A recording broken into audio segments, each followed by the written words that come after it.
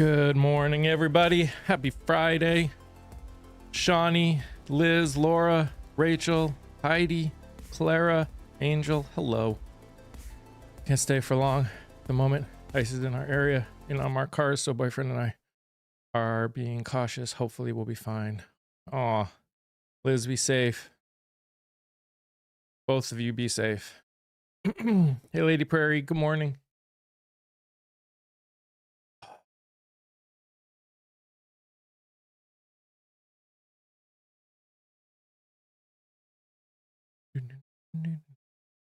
Someone forgot his coffee. Nope, it's here.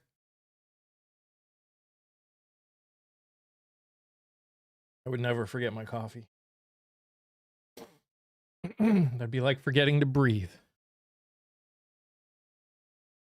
I just didn't sleep well last night.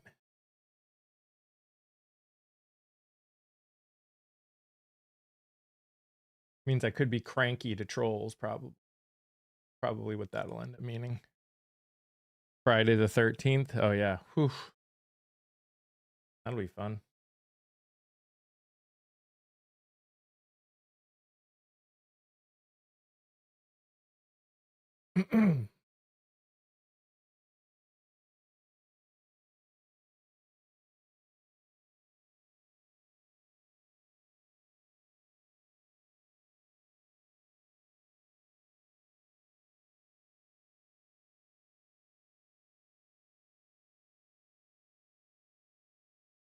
Luckiest day of the year. There you go.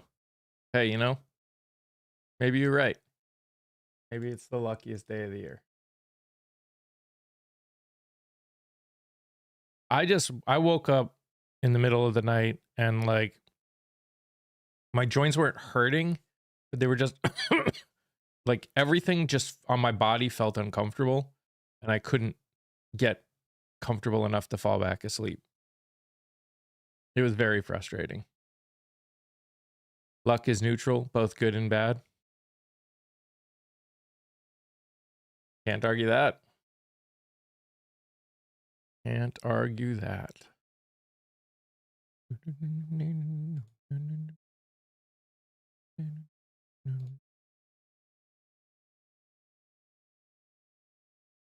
So, I guess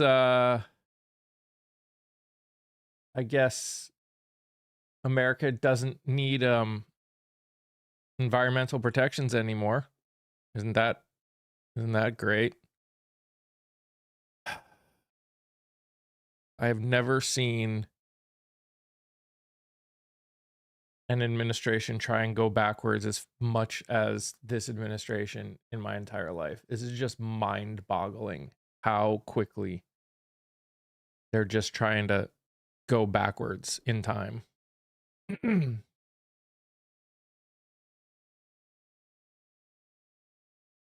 I'm friggin' dumbfounded. Hey, meme. Good morning.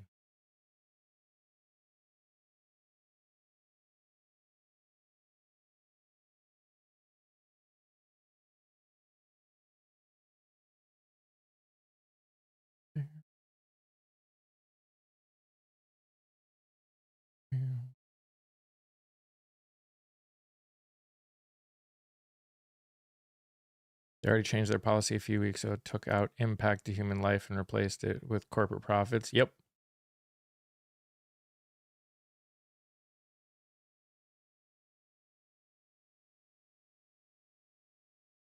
Yeah.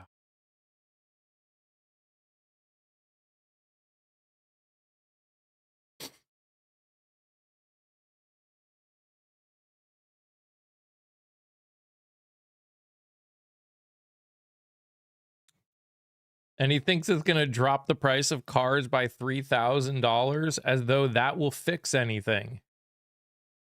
Like, like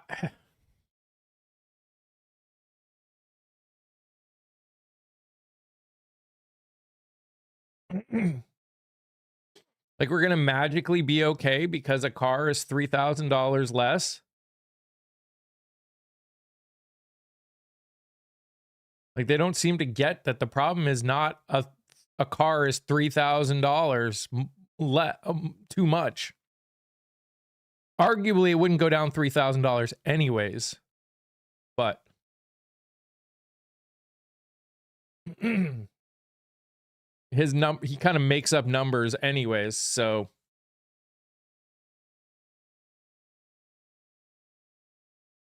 Morning, Summer. Cost of vehicles are up due to tariffs. Yep.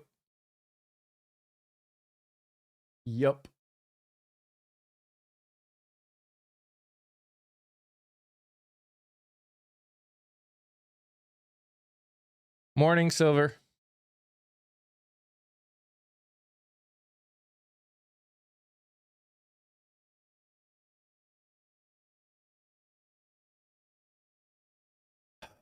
I'm sure my mood isn't helping by my lack of sleep, but I'm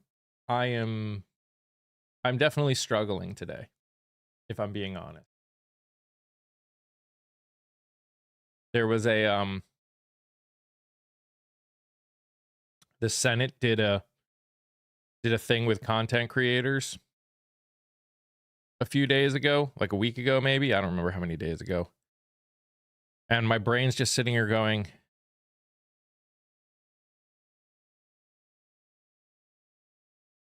how much work do I need to do to get invited to something like that? How much more work can I do?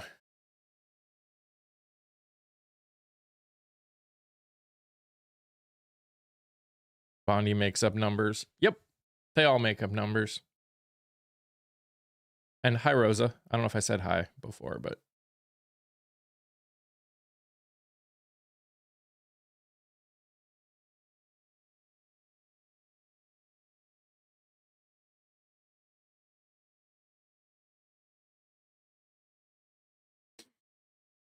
Yeah, my problem is the ability to keep up the pace that I'm doing without some real growth.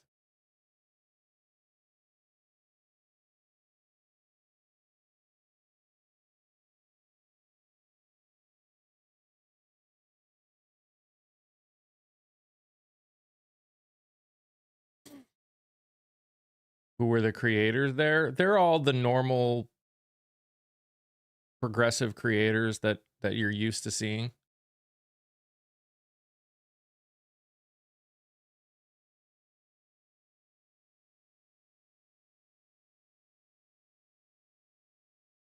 How's you dow? How you dowing? Ha ha ha. Hey Ash.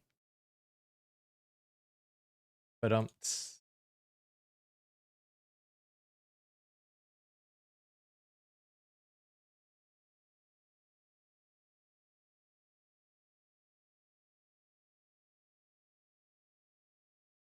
saw the glorious dip it took yesterday. Yep.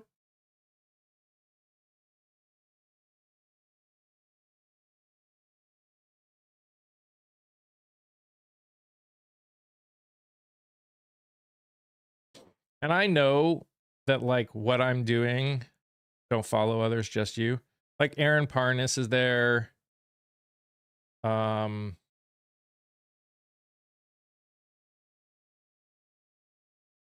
Can't remember the names of the other people. They're all people that I follow. And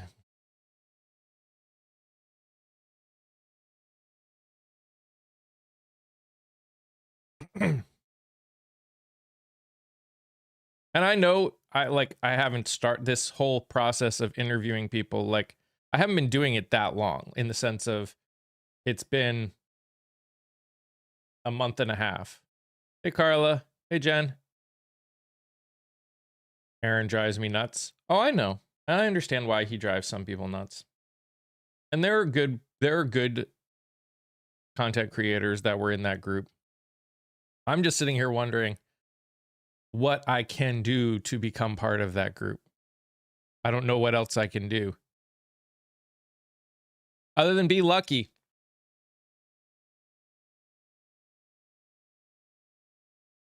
And I appreciate that, Rosa. I mean, he also started a podcast, as though we don't have enough podcasters that I'm fighting against.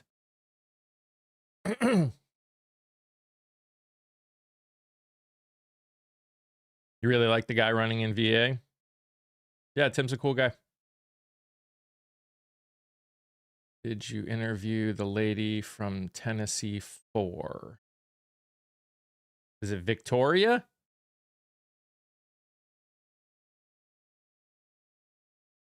I know I have somebody coming up in the next 2 or 3 weeks. I think she's from Tennessee. I don't know. If it's Victoria, hey Emma. She's on the schedule. I just don't remember. Like everything is not worthy of that headline. Truth.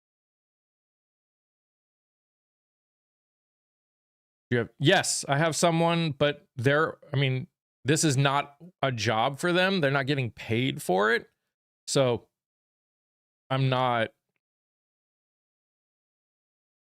it's not gonna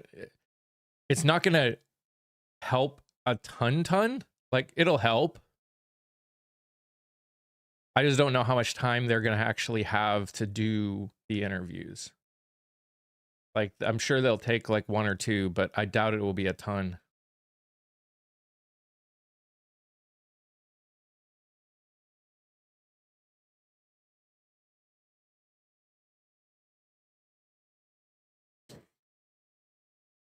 Hey Kia.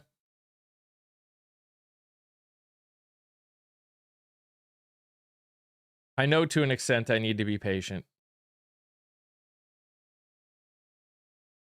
There's just a lot of work going on right now.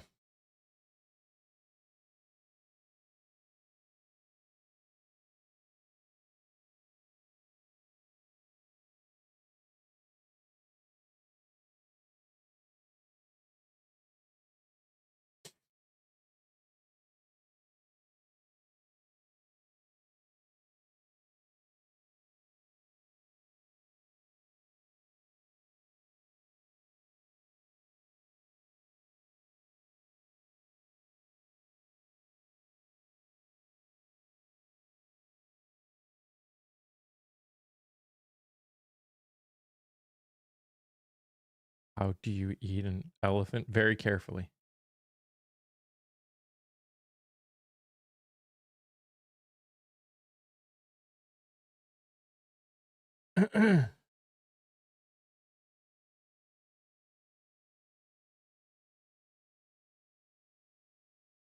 No. You're good, Ash. It's not.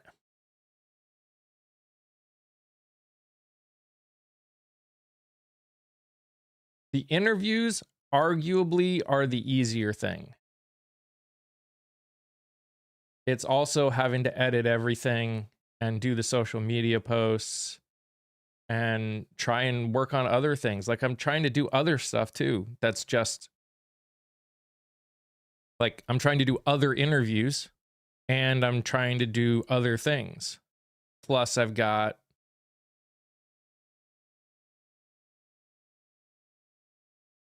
is the editing part that you need help with the most. There's no such thing as most. Right now I'm just doing it all.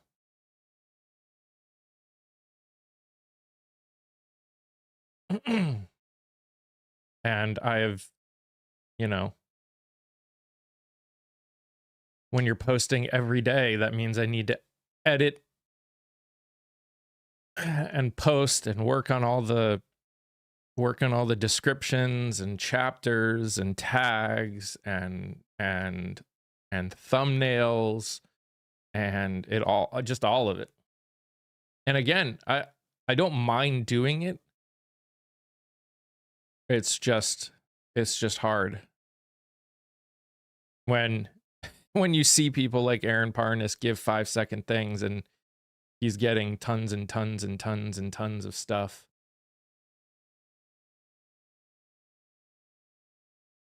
And I'm just, yeah, I'm just tired. It's really fine. I'm just tired.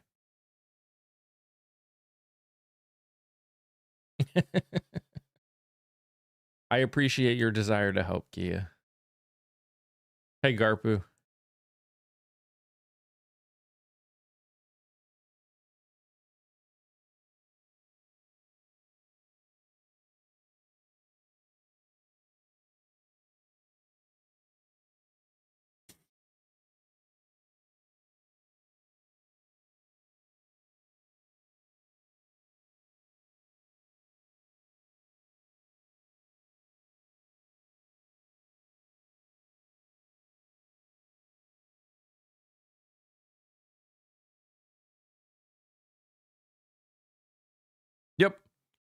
Yeah, I mean, again, in the grand scheme of things, the frustrating part is knowing that, you know, the number of people you have following and the amount of stuff that gets watched is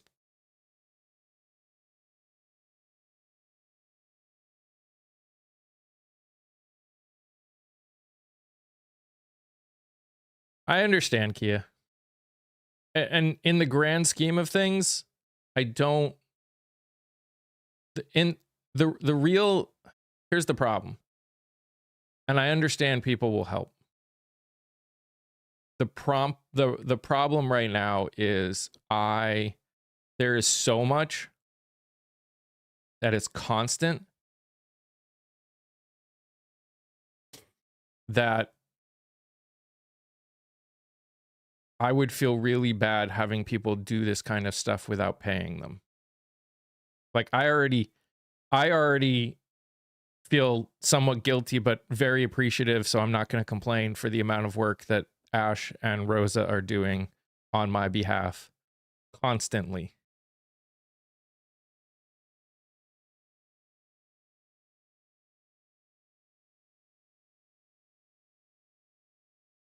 This is more of a vent session. I'll be straight, Rosa. This is more of a vent session.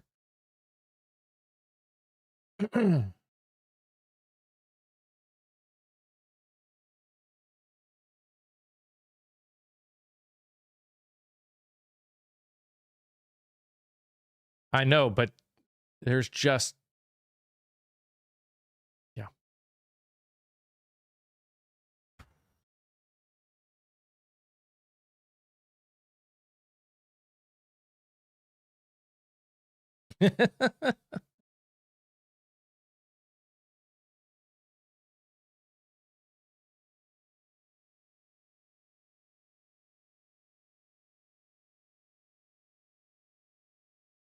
I hear you, Silver. I know. I know. I know.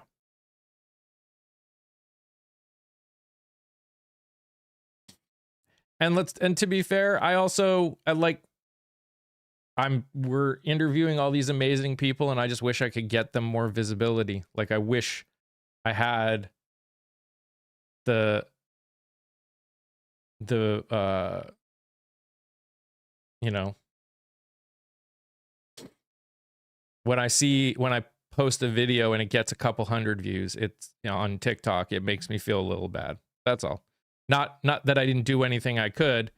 It's just the way the algorithm works.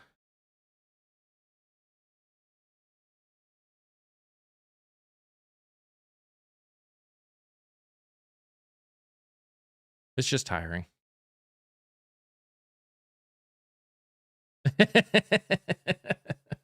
Thanks, Scott. I appreciate it, Lady Prairie.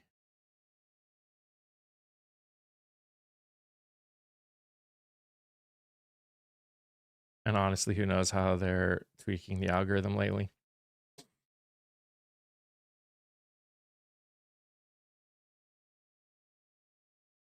I'll be fine. I'm glad it's the weekend. Let's put it that way.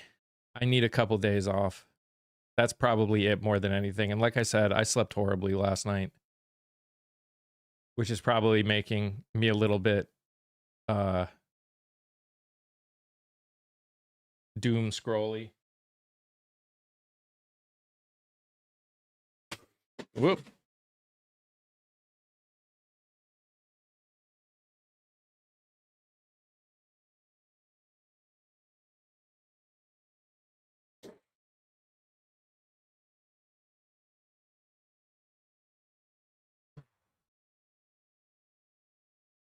Unknown and the inconsistency is frustrating. Yep.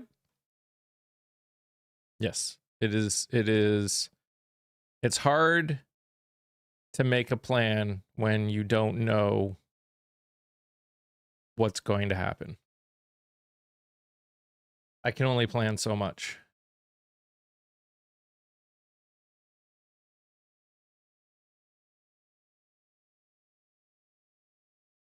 I mean, it might. I kind of hope it doesn't quite yet, but that's right. At least I have fire lips. It's true. It's true. It's true.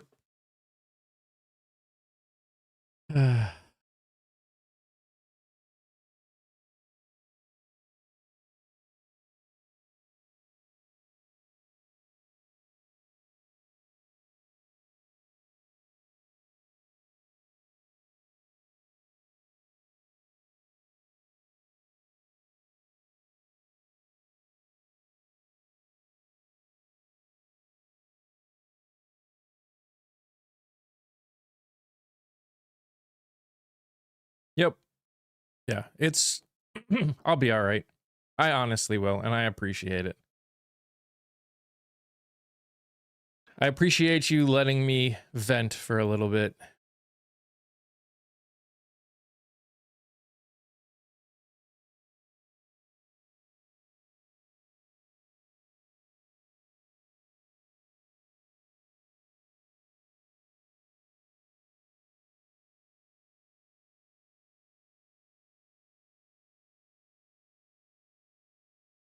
Oh, cats are here.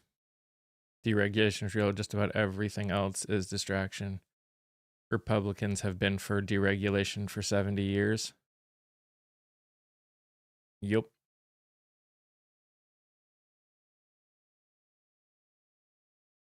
Here's my one big question. And maybe when we head over and bring TikTok up and people like Scott get on, I'm wondering if if these car companies are even going to spend time, like even going to do that. And here's why I ask, like, with the knowledge of who could become in charge in 3 years, is it worth changing how you make things like cars, like downgrading or deregulating, just to potentially have to add it all back in again? I feel like it would cost them more money to have to almost redo the process just to have to bring it back if, you know, the Democrats get in charge again, kind of a thing.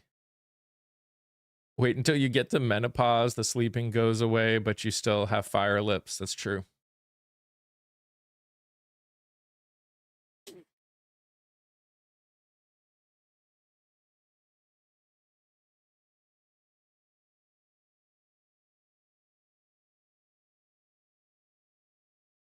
I'm here. Don't know why work is making me do things on Friday. I'm sorry. I wish y'all could be here and just hang out with me the whole time. It would be great. And no one had to work.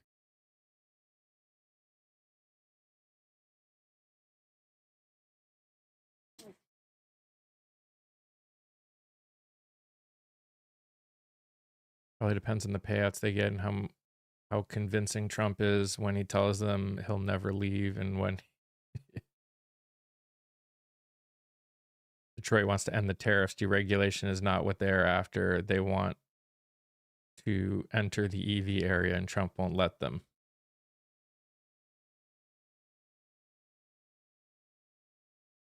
Oh, we probably wouldn't. Again, depending on what regulations you're talking about, like, it's not like they can just snap a finger and go to something else.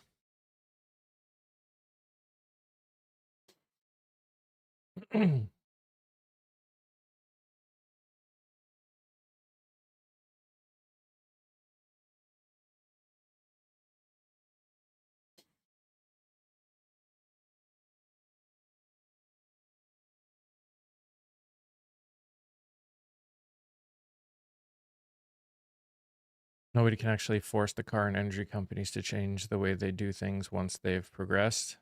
Yep. And you know what that means? That means nothing's really going to change. Detroit is seeing removal of world markets. They want to sell more than the US. Yep. I read an article from a car company a few years back that they already made the changes. Yep. Yeah. It's just ridiculous.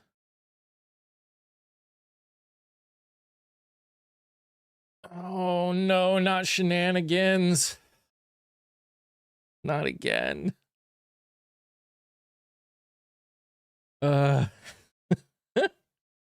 So anyone remember the old pics of cities before and after regulations? I remember them. Cash is king. Until we start putting people over profits, nothing will change. Truth. It's true.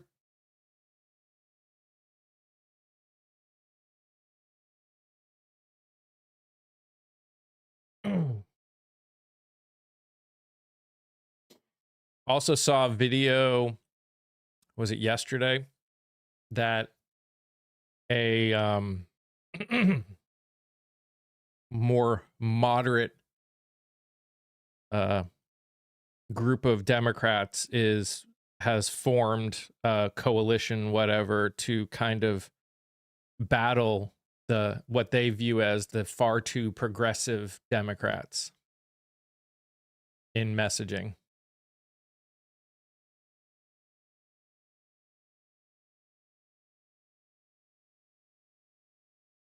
I read a thing that said if Dems win in November, they could appoint Kamala as speaker and impeach/remove Trump and Vance, and she'd be president. Is that possible? I mean, the only way they'd be able to remove anybody is through the Senate. So impeachment can happen with a simple majority. Removal still requires a 2/3 majority of the Senate.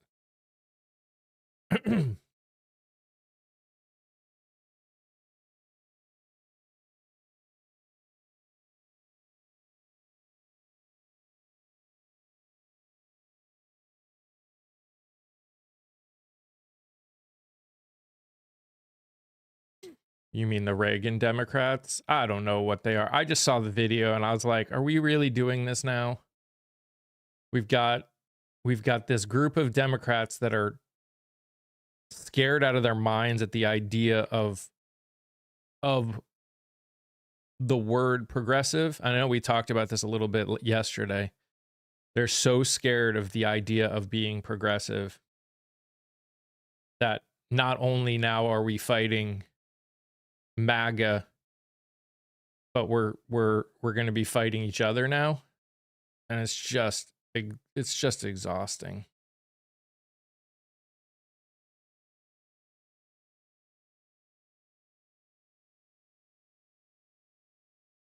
Is she going to run for anything this time? There's been no word. There's obviously been rumors, but no actual word on her doing anything or running for anything.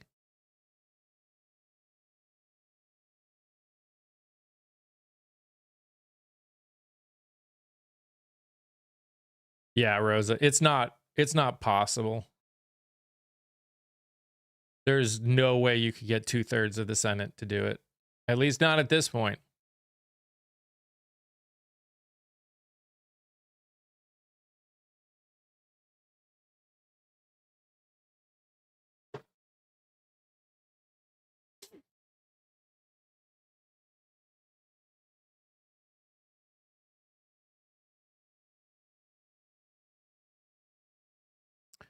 Until we can get rid of the Electoral College, there will be no way for a multi-party system.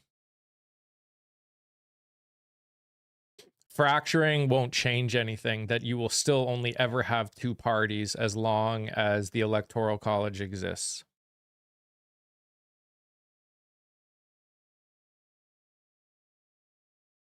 If they had 2/3, it would be, but they don't, so it's not correct.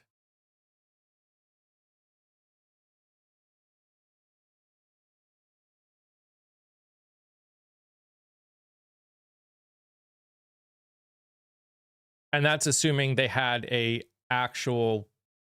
Scott mentioned, there would have to be actual charges on both of them. And obviously the charges could be, you could argue charges against Trump. I'm not sure we could charge anything on Vance at the moment, at least, unless something came out. What's up, Jeremiah?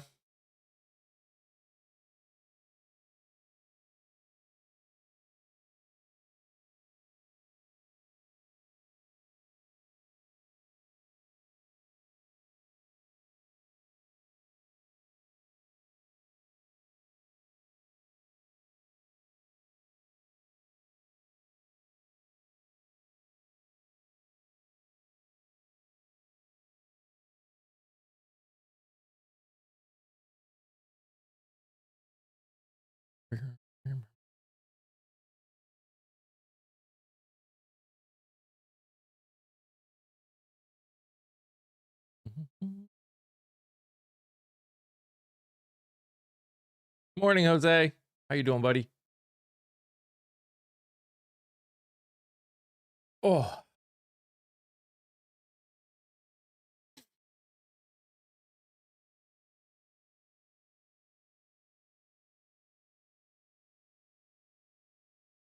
I mean, at this point, you definitely would. There's already argument that Cash Patel and Pam Bondi could be. Nose tapping time. How you doing, Unionize?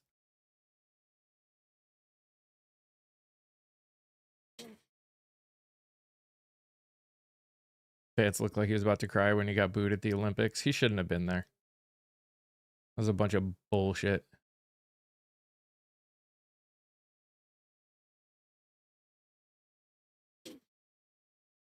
Good morning.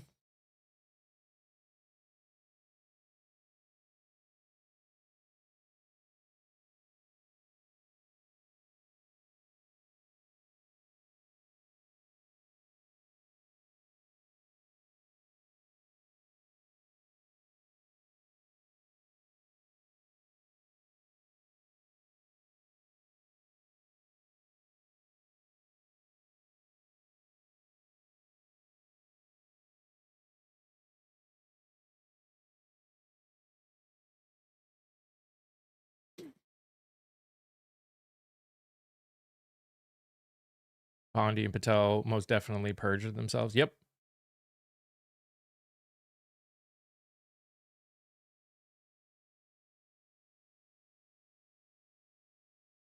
Yep.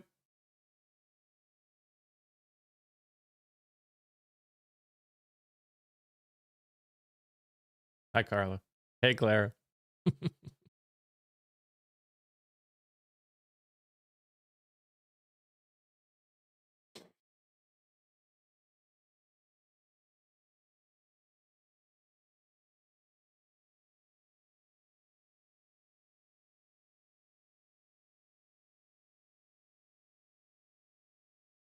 But hey, the Dow is up. Yep. That's true. The Dow is up. Why worry about investigating people that may have been involved in one of the most infamous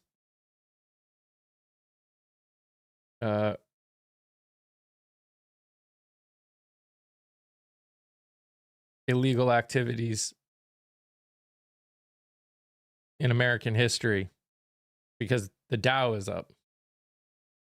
Why worry about anything else? The Dow is up. No, it did not. It's not lower inflation. Inflation has gone up since he enacted the tariffs. And wage growth has not gone up. Like at all. Heck, there was 1 million less jobs than they thought they made in 2025. Yes, inflation has gone up since Trump came into office. Inflation is up since Trump came into office. That's so easy to find. The fact that you are saying nope is dumb.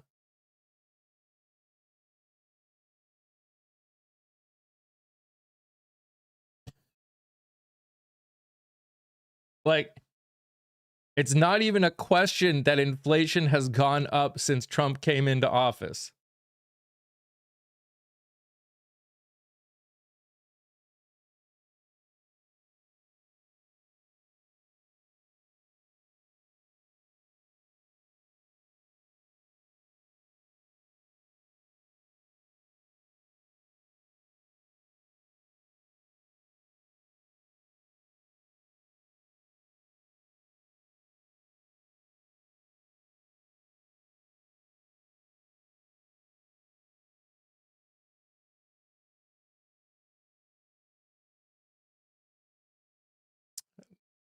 Yeah, that's not surprising, Summer.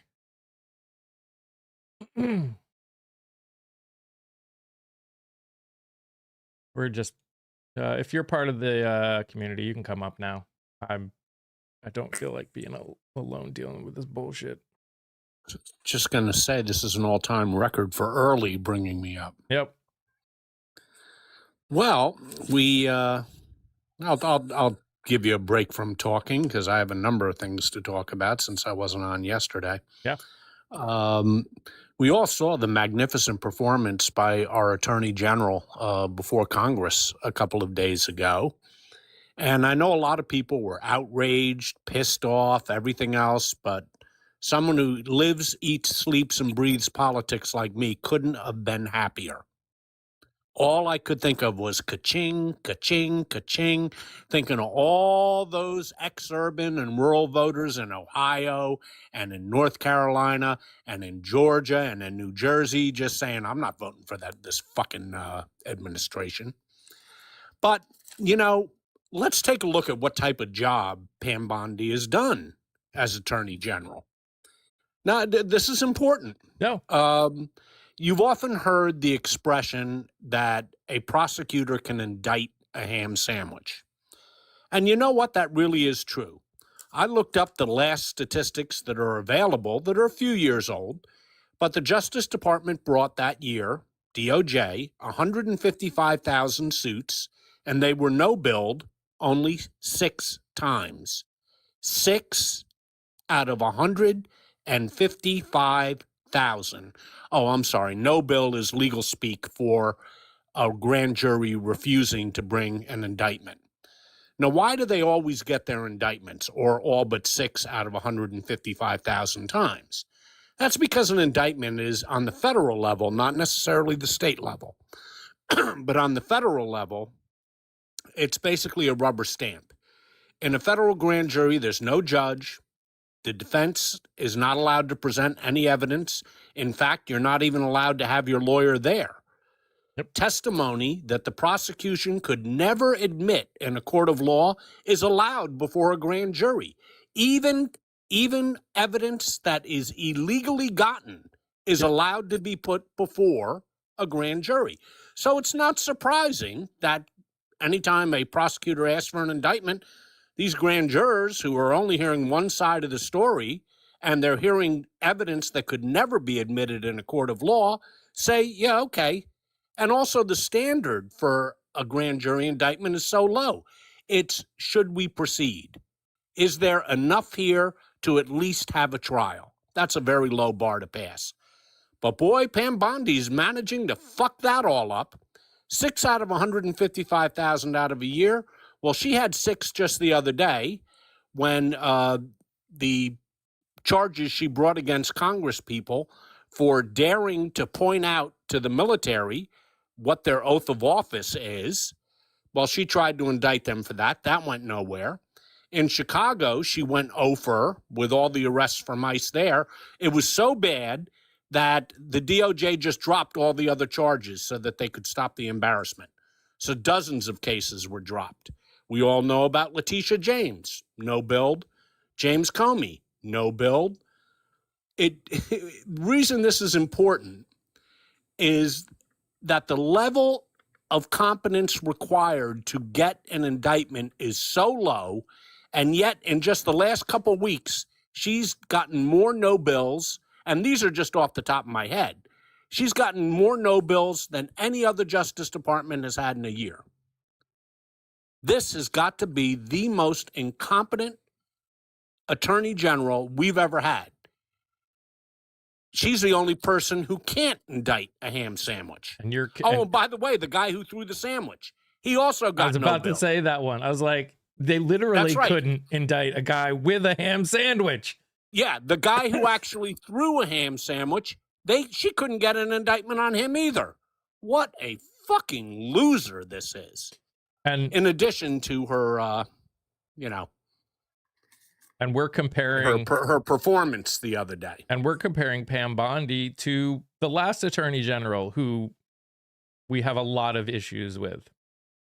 Yeah, well, my issues with Merrick Garland are put his head in the sand and was so hell bent on creating a wall between, which there should be, between the Department of Justice and the White House, that he basically did nothing. And he was terrified to bring any charges against Trump. He was embarrassed into doing it out of the January 6th committee. By then, 2 years had gone by. And you might recall, I was on your program and I said, Trump's going to run out the clock. They're not going to be able to get a trial within these 2 years. Yeah. Any competent lawyer can drag this out. Of course, I never thought Trump would be reelected, but there you have it. A lot of us didn't think he would. Yeah. And how did the week go for Donald Trump? Well, we have the 6 members of Congress who the grand jury declined to indict. Yep. We have Mark Kelly, a judge, throwing that case out, making Pete Hegseth and Donald Trump look like fucking idiots. For those of you not aware of it, they tried to strip Mark Kelly of his pension and his rank. He's a retired service member who was also an astronaut. Well, that didn't go too far. You had the House of Representatives vote against his tariffs. You had Holman put his tail between his legs and leave Minneapolis. That has backfired spectacularly. Donald Trump was plus 12 on the immigration issue. He's now down 20. That's a 32-point flip, and that's all due to those wonderful jackbooted thugs at ICE. A bunch of 400-pound diabetics cosplaying as military heroes. And finally, you have Mr. Lutnick.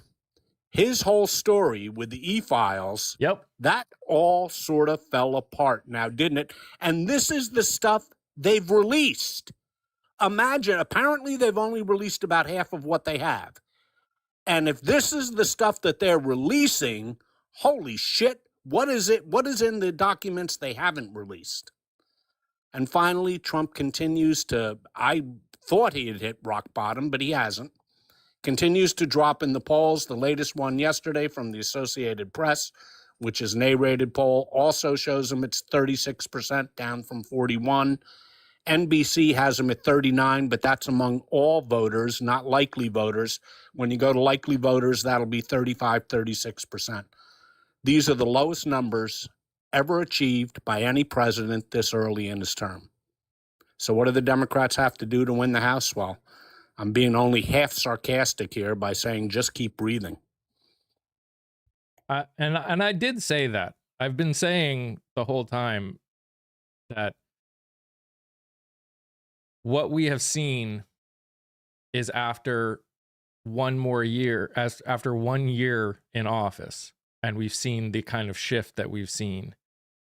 We've still got what, 9 more months, 8 more months until the midterm elections. They're not going to stop doing crazy things.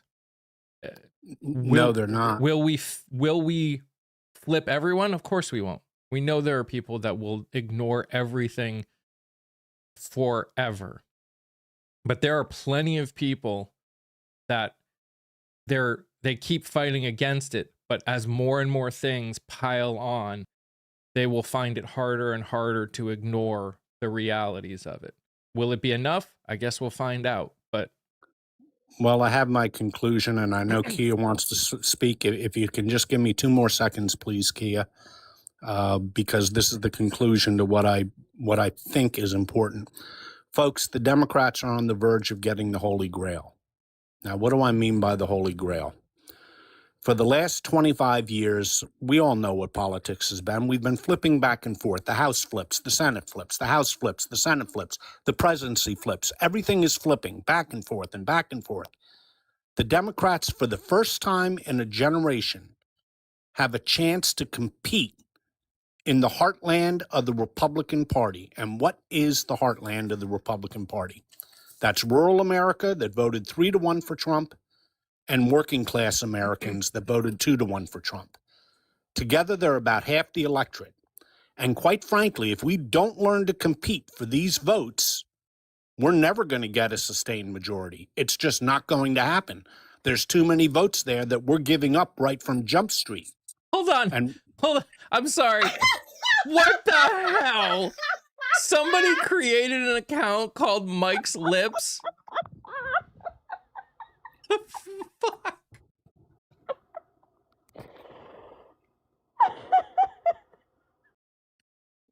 Sorry, Scott. I'm so sorry. No, Scott. that was definitely worth interrupting, because let's face it, Mike is complaining about it. He's tired, and he does. He looks like horse shit. You look terrible, Mike. God. Except for your lips, they are fire. Oh my God, is that better not? Is that a picture of me too? It is.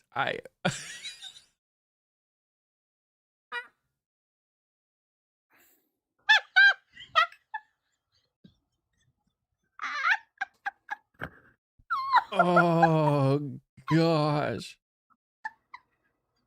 So, All right, Keep looking continue. I was Okay. gonna say, just real quick, Scott, if there's other things I think you're missing too that have changed in a couple different people's profile stuff. Let's just leave it at that. You know, how did Democrats do it? Or is this just hope? Or am I stating fact that the Democrats can compete in rural and among working class voters? Which again, they lost 3-1 with rural voters. They lost 2-1 with working class voters. Working class voters are the largest demographic.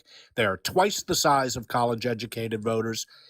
Democrats cannot keep surrendering this amount of voters long term.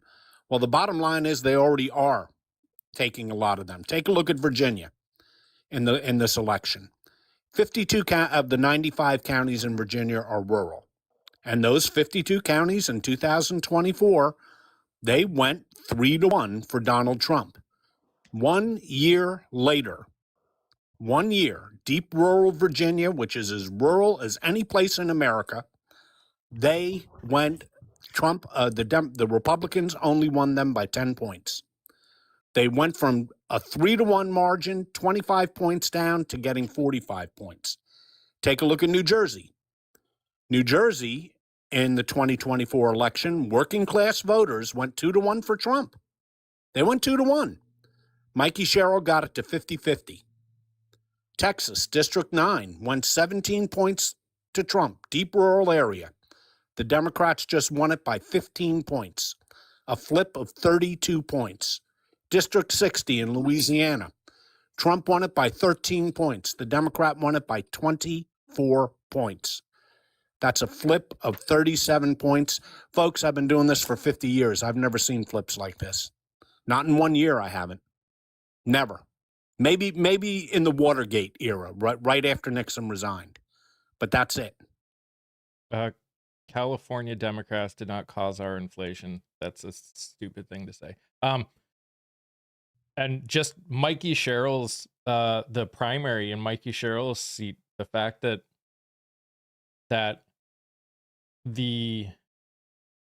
what was considered the status quo pick, what was considered the choice by places like AIPAC and who they were supporting, both of them lost. And someone who's considered a very progressive, like a Well, actually, yeah, you got it a little bit mixed up. Tom Malinowski was attacked by AIPAC. Right. And he ended up only 800 votes behind the person who won. Right. They spent $2.3 million attacking Tom Malinowski.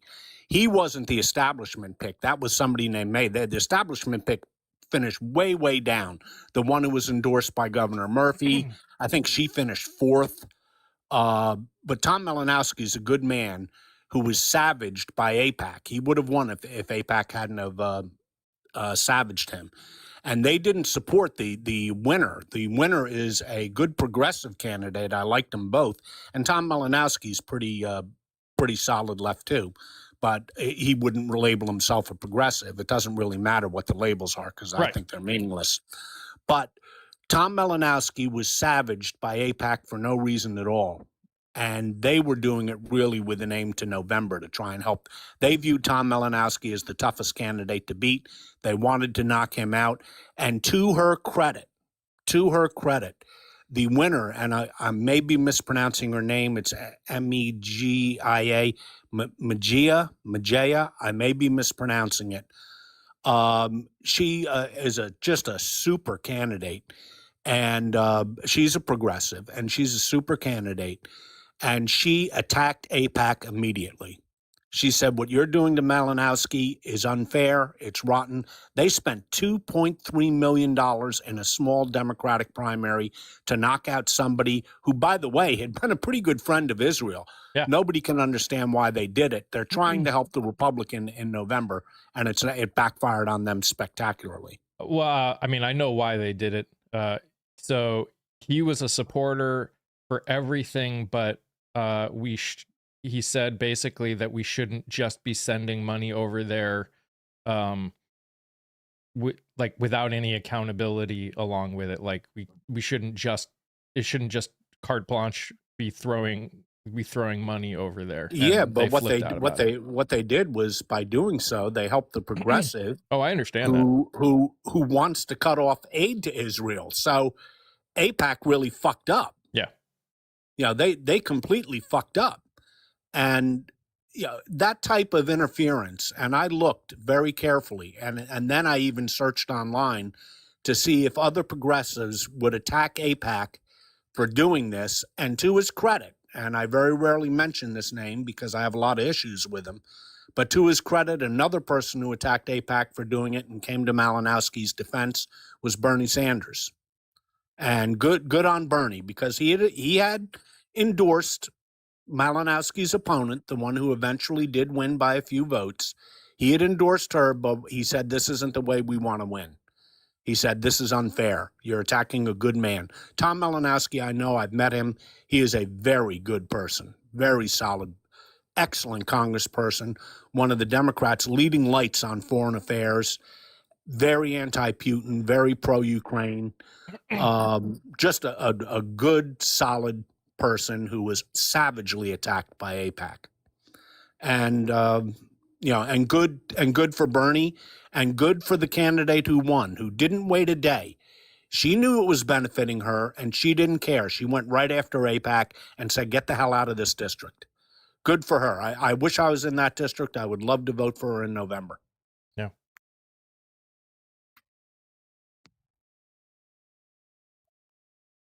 Yeah, I mean, this, in the end, again, this is why I'm doing what I'm doing, because we need people to be more aware of what's going on. And I think, I'm hoping that people like her and the responses that are happening will start bringing people together. Like, I know people on here were coming in and saying Republicans will never, ever vote for a Democrat. Well, here's the thing. A lot of these people are only calling themselves Democrats because they don't have a choice at this point.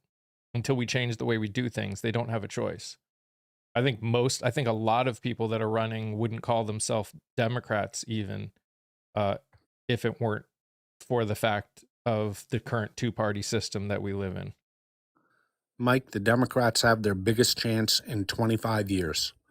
Their biggest chance to create a long-term, lasting majority. I hope they don't blow it. And for the people who say a Republican won't vote for a Democrat, take a look at Virginia. From 3-1 to practically 50-50. In New Jersey, 2-1 working class voted for Trump. In 2024, 50-50. Mm-hmm. Texas, District 9, Trump wins by 17, Democrat won by 15. A flip of 32 points. Those type of numbers are astronomical. And they go to the very core of the Republican Party's support in rural and among working class Americans. And think of what that opens up. It opens up a state I didn't think was possible to open up, Texas. It opens up Ohio. It really opens up central Pennsylvania. Yep. It opens up Wisconsin. Central Wisconsin and northern Wisconsin. It opens up northern Peninsula Michigan, where you've interviewed somebody who's running from the UP. Mm-hmm. It opens that up. The Democrats have a chance for the first time in 25 years I'm not saying they're going to win rural America. They're not. And I'm not saying they're going to win the working class vote. They're not. But they can get very close. And they can peel off enough margins that together with their existing coalition, they not only win, they can win easily. Yep.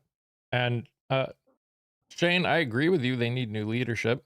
But the way you get new leadership, because the fact is leadership is voted on. So in the end, it still comes down to who you get through the primaries and then who you vote into office. That decides who leadership is. You know, we hear this all the time on your space, and usually from one of the crazies. Yeah, who's your leader? You don't have a leader. You want to know what? I love the fact that we don't have a leader for two reasons. Take a look at the turnout in all the elections since 2024. We don't need a leader. The voters are taking the leadership themselves. And if I have a choice between having a titular leader or the voters voting, I'll take the voters voting every goddamn time and twice on Sunday. We don't need a damn leader. We're not a cult. We don't have to have a leader.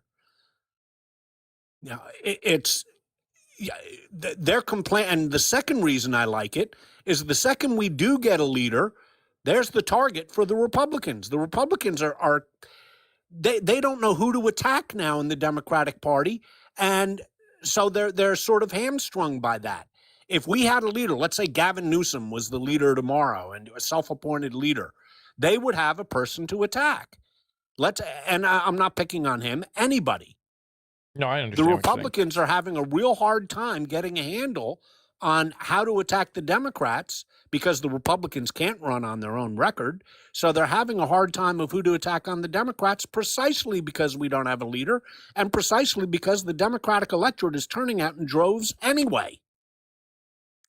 And Mr. Sticky, everyone here agrees with you on the Electoral College. In the end, that still requires, that requires voting people into office federally and in the states that want to do that, because that would require an amendment, unfortunately, to happen. The only way you could get rid of the Electoral College, arguably as a functioning body, is if that popular vote compact thing actually ended up happening. But that still would require state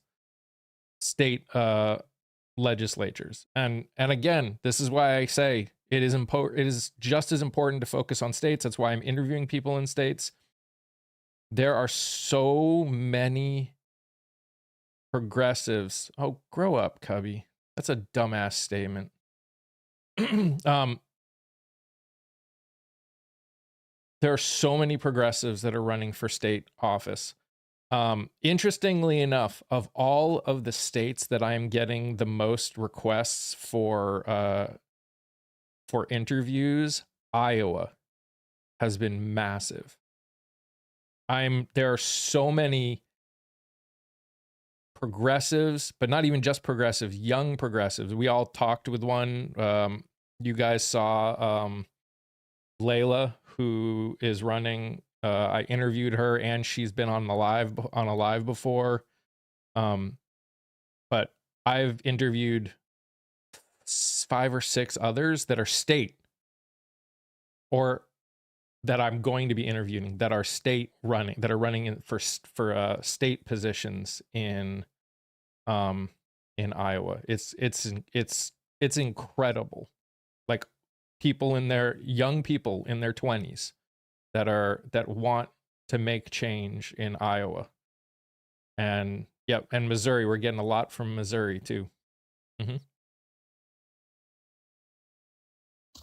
You know, looking at the Senate race that I know that Kia is really interested in, or the Democrats' chances of taking in the Senate, we have to obviously hold Georgia, and we have to hold Michigan, which I believe we will. Although Michigan is getting a little bit dicey because of the infighting with the Democrats, but that'll handle itself out. The top 5 states for pickups are North Carolina, in order: North Carolina, Maine, Alaska, Ohio, and then in 5th is Texas. But boy, am I keeping my eye on Iowa and Nebraska. There are rural states, yes. They voted very heavily for President Trump, yes. However, they are very unhappy.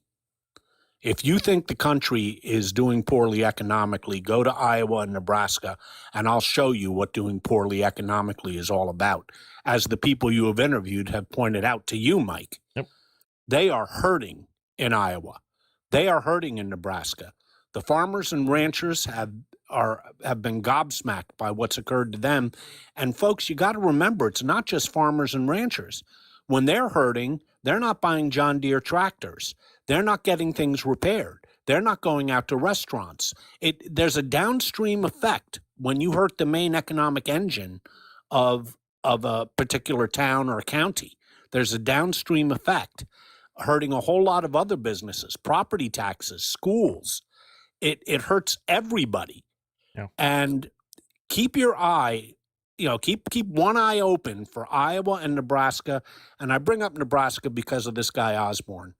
He's a new type of he ran last time and did very, very well. He lost, but he did very well in a red year. Well, this is a blue year. Now, he's not a Democrat. He's an independent, but that's the only way you can run in Nebraska. I understand that. And he is an intriguing candidate, very intriguing.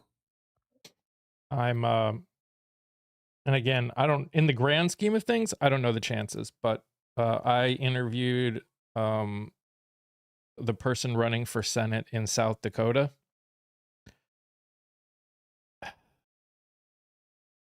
Maybe I just really liked him, but I think if he can do what he is doing and keep doing it, I think there's even a shot there.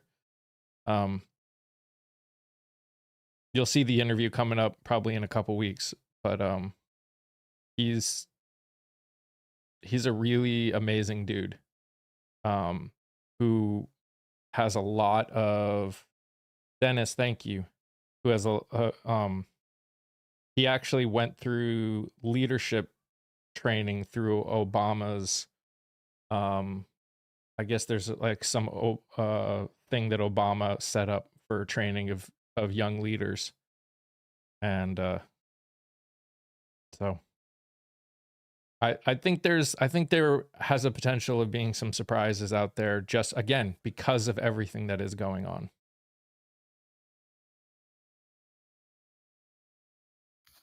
I agree. I think there will be surprises. I mean, we're seeing massive movement within the electorate. And if the Democrats are successful in at least going into, and Kia talked a lot about this in 2024, going into areas where we're usually not that successful and trying. We saw Spanberger pull it off in Virginia. We saw Cheryl going into working class neighborhoods that went 2-1 for Trump and getting it down to 50-50. If you're getting those type of numbers, 20-25% numbers from the core of the Republican Party, fuck, Mike, anything's in play.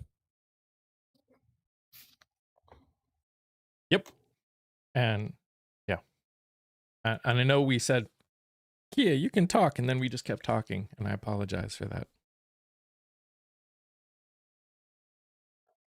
If there's anything you'd like to jump in on. Well, I think, and even part of it, like Scott, I don't even know if you're paying attention to the fact that we have a case here in North Carolina, because I think one of the things people don't also realize is like how important state elections are, because in North Carolina, we had a GOP supermajority that did some fuck shit because they lost a lot of seats. They lost the supermajority, and they changed the law in North Carolina where the governor no longer has any power, any say, or anything to do with the elections, period. And they turned around and they gave the power of the elections over to a freaking Republican elected auditor. The state auditor is who they gave it to. Definitely like a power move based on political parties, and they're actively in court about that right now. Like, is that okay? Can you just do that? Is that something that can be done? Because one of my biggest questions I had when they did that was when they did that bill in 2022 about the elections, stating that the governors were the ones to try to fight what happened. to make sure that there isn't any more e-fraud is, and people trying to STAL stuff.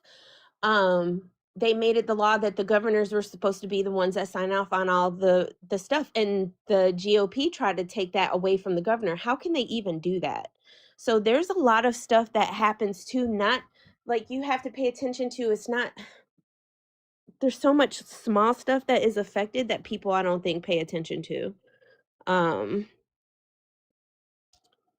So I think we also have to make sure we're paying attention to that. I think for sure, that's why when it comes to North Carolina, yes, with Cooper running, I think it gives us a really good chance because Cooper is well liked by like everybody in North Carolina. Both sides seem to like him. He was popular. He did a lot of good things. But I think it's just as important for the state. I hope one of the things we have to make sure going to the midterms is we got to pay attention to the state levels too, because the state is the one that controls our elections. They're the ones that makes the laws for our elections. So when we're not serious about getting out the people who are okay with what they're doing to our elections, we're setting ourselves up. Yeah, Kia, I'm aware of what's going on in North Carolina, and it's very disturbing. It's not terribly surprising. I mean, Kentucky has been changing their law back and forth, and in fact, I made a mistake and Mike made a mistake. We both thought that we'd forgotten about they changed it again in 2024, and we weren't aware of that. We thought it was still if a senator dies in office that you have to pick somebody from his party. That's not true. That went out in 2024. So you're 100% correct. We have to pay attention to what's going on in the states for the very reason you named. They're the ones who run the elections. So we've got to pay attention to that. Ken, I'm speaking directly, and I have to be careful, and I need you to follow with me. There is such thing. It's what happened in 2020. What tried to happen? There was court cases. There was fake electors schemes going on. So yes, it is a thing. It's not a thing in the way that the GOP keeps talking about it with the Save Act and all of the false narrative and the misinformation about the Dems want immigrants to be able to vote. But it's that law that was written in 22 was directly a result of what happened in the election of 2020 with the whole schemes with the fake elector ballots. People went to prison behind that. It is real. I believe, and he can speak for himself. I think he was saying what the Republicans were claiming was bullshit.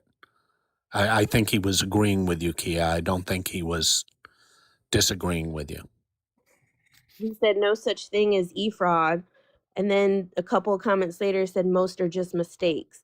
So I just wanted to make sure that it was clear, if not clear for him, but clear for everybody in the chat, not just him, that what I was talking about specifically is what I was just talking about. That it's a whole thing. So I want to make sure, because of his comment, when he said there's no such thing, I just want to make sure he understands what I'm talking about explicitly. I want to make sure I'm very clear. Gotcha.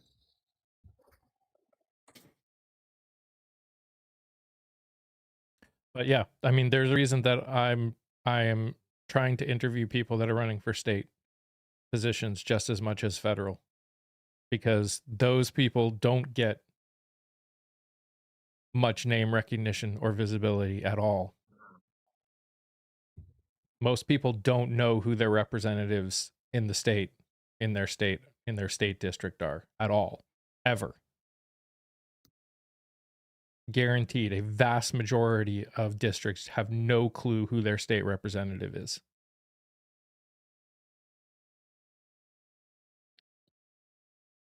It's like, did you see recently, and I can't remember, and Scott, I know once I start talking about it, you'll know what poll, but I've been seeing, and I've seen a couple of creators already show,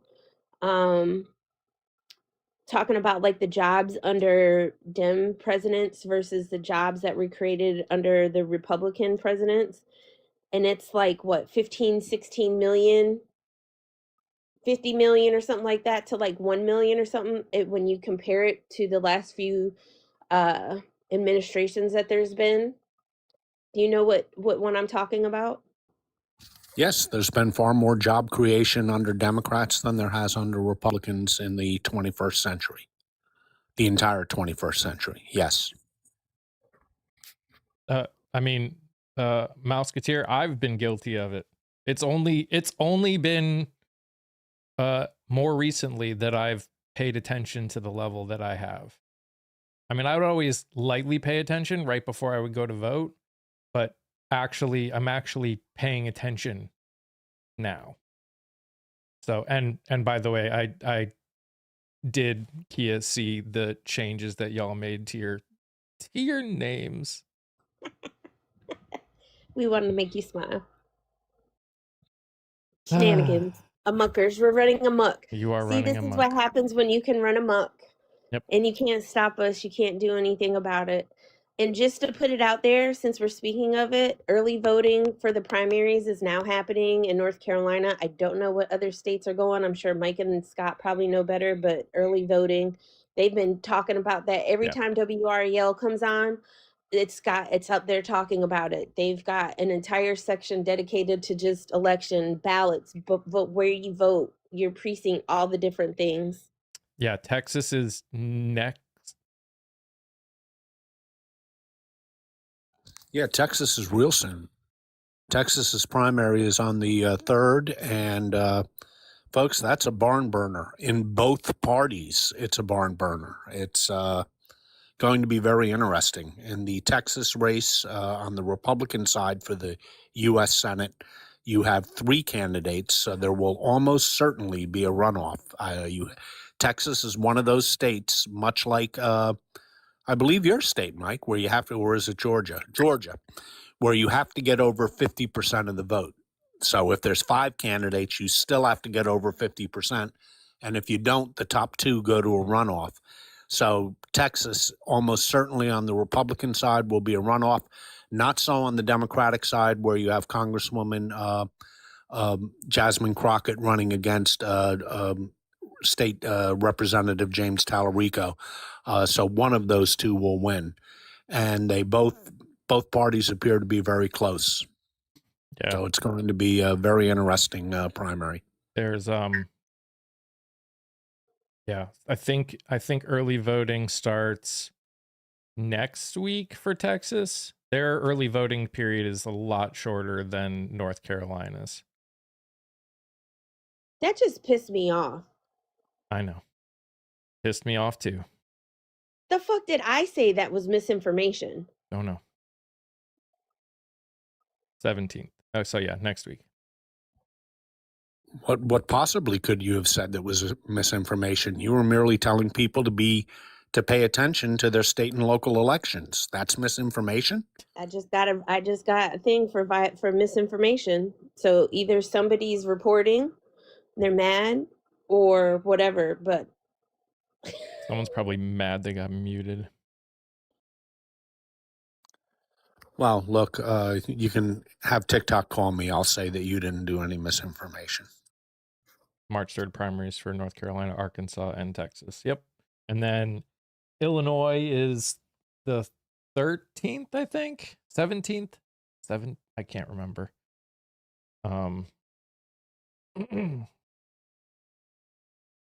and just make sure you're looking up information on your candidates. Do research. Please research who you got running.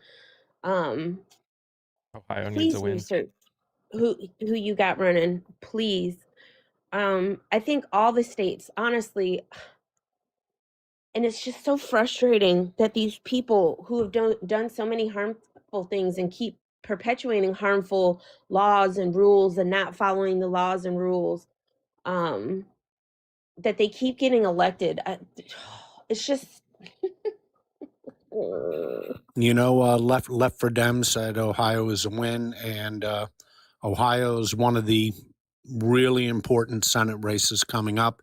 The Democrats have Sherrod Brown running, and you couldn't get a better candidate for Ohio than Sherrod Brown. He's a former senator who performed much better than Trump did in Ohio in losing in a red year of 2024. So he's in a good position. Most of the polling that I've looked at has him a point or 2 down, which is nothing. That's within the margin of error. That would be one hell of a pickup for the Democrats. and quite frankly is going to be a necessary pickup. I mean, this is a bad map for the Democrats for the U.S. Senate. The Democrats have to hold Georgia, they have to hold Michigan, and then they've got to win 4 more seats. And in each of those states, with the exception of Maine and North Carolina, in each of the states, the Republicans won by 11 to 15 points in the election of 2024. So you're asking for a whole lot of crossover vote. You're asking for a whole lot of flipped vote. That's a big ask. I know that. But in Alaska, the Democrats got the only Democrat who could win there, Portola. She is it. There's no other Democrat who could possibly win in Alaska. And in Ohio, they have their best candidate. Maine is a tight primary. We'll see who wins. And Texas is a tight primary. We'll see who wins. But in the other states, the Democrats, they have their candidates, and they have people who the people of that state know and know very, very, very well. I mean, who's better known in North Carolina than Cooper? Yep. I mean, could you imagine a better candidate for the Democrats to get than Roy Cooper? Yep. I mean, I can't. Right, Sherry. The Dow hit 50K. That's really all that matters. Come on. I We all think know that. Cooper really gives us a shot. And the way, oh my gosh, the way Jasmine Crockett handled Bondi and how she did all that, and the way it left Bondi so pissed off. She didn't even ask me any questions. You're not answering any questions. She knew better than to waste her time. All these other people sat up here and wanted to fuss with you, knowing that you weren't going to answer. Did you guys see, like, I saw it on another live last night that I think they said it was like the AP or Reuters had taken a picture of one of the sheets that Bondi had in her little book. Yep. And it was showing where they were tracking what the Dems were looking at when they were going and looking at the files. Yep. Even Mike Johnson was like, that's not okay. No, it's not okay because the legislative branch is a separate branch of government and they have oversight responsibilities on the executive branch.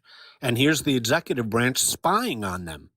No, that's definitely not okay. And if we had a real Department of Justice, they'd be looking into it. Of course, if we had a real Department of Justice, it never would have happened to begin with. Is Like, over. isn't there? Oh, I'm sorry. I had a question, and it kind of popped in my head this morning while I was listening, because I finished the rest of the interview with Mila, and then I just had a few minutes before I got home. So I just when I was sitting at a stoplight, I scrolled over and I saw Di was on a panel. And so I was listening to her, and she was this fellow that was down there trying to he's MAGA, and he was trying to do all this stuff, and Di just handled him masterfully, because he was like conflating the difference between civil and criminal and guilty and all of that stuff, and just saying a bunch of shit. And I had a question kind of popped up in my head after I listened to the conversation and the things that were said before Di started speaking, is how is it that it's not considered like a what's that term, like a conflict of interest almost, when Bondi and the DOJ has been showing itself just in the actions, the court stuff, all the documents, the not following of the law and all that stuff? How is it not considered that when it comes to them doing any investigation that has to do anything uh with the orange and all the cabinet members and all of that stuff? How is that not like a conflict of interest when she's straight out here saying all this stuff? Everybody else is lying, everybody else are terrorists, all of this different stuff. How is that even allowed, Scott? Well, it's not supposed to be that way. There is supposed to be a wall placed between the administration, namely the Trump administration, and the Department of Justice. There was certainly in the Biden administration. After all, they indicted his son, Hunter. They indicted him. So there was a wall. Biden couldn't do anything about it. They indicted his son. But here, yes, it's a conflict of interest, Kia. And what can we do about it? Absolutely nothing right now, because the Department of Justice, that's their job to do these things. Are they doing them in a completely partisan manner? Yes. We haven't seen anything like this since John Mitchell was the Attorney General under Richard Nixon. And he didn't do 1/100th of what Bondi's done. He at least ran a Department of Justice. She's not even running this. She's a PR arm of the Trump administration. Oh yeah.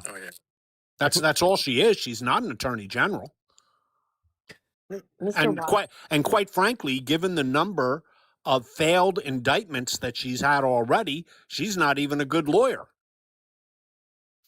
Mr. Wallace, good point, on the other side said, quote, her email, she's guilty, MAGA 2016, quote, her email, she's guilty, MAGA 2025, 26. Millions of emails and documents are hearsay and not evidence. Great point.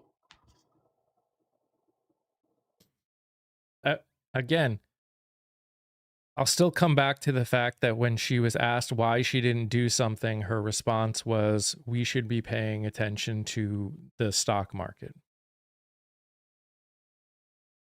Everything else, and the fact that all of the people, the victims that stood there and said no one contacted them, they have contacted and no one is willing to talk to them.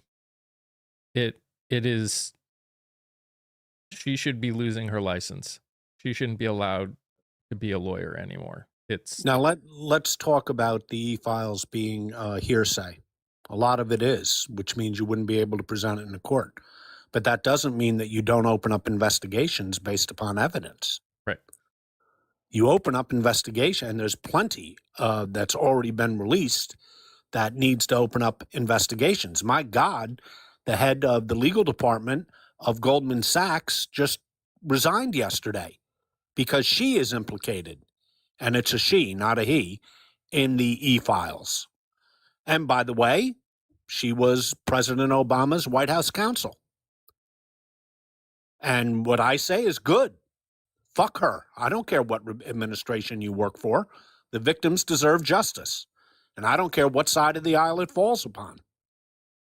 Are we talking about the lady from Goldman Sachs? Yeah. Yes. Okay.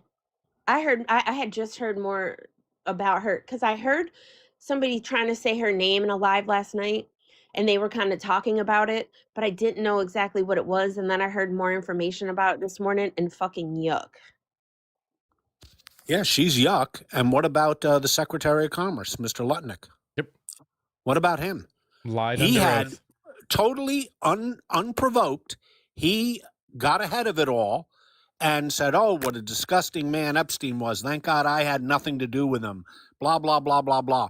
Well, what's already been released is he was up to his neck with Epstein. He went to Epstein's Island. He was up to his neck.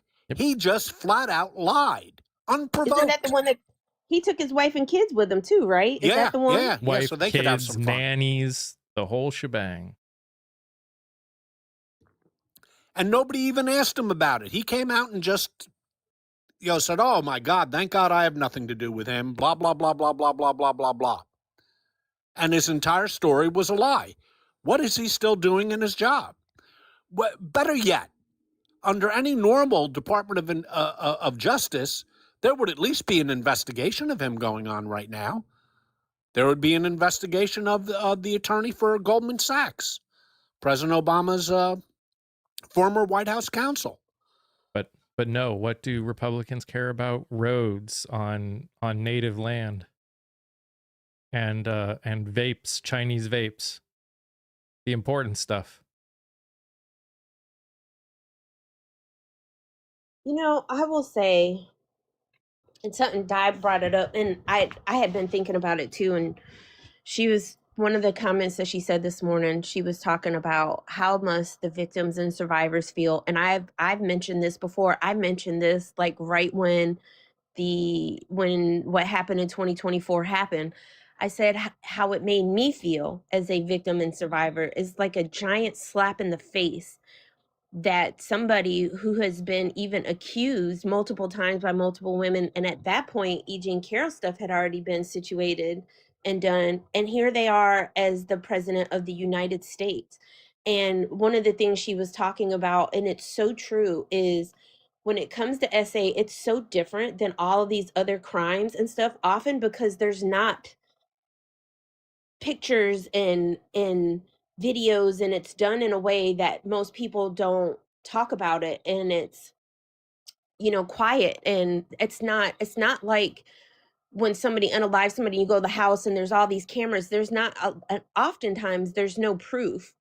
um and then how does it make the victims and survivors feel? She was saying that it's like it used to be like a 5% conviction rate when it came to that, and she's like she feels that it's going to go lower now to 2 or 3%, because now people, victims, especially women and kids, are not going to feel safe to come forward, because it's like where's the accountability for it? And it's just so gross. It's like, and the fact that the AG of the United States, like, she's not a Joe Schmo traffic lawyer down there in my little county freaking courthouse. She's the AG of the United States of America. And she just totally just dismissed every single victim and person. And it's just like, that's one of the other things, and I don't hear enough people talking about, but like that's the other part. We've got to figure out how to change this part of the law and how it's, I mean,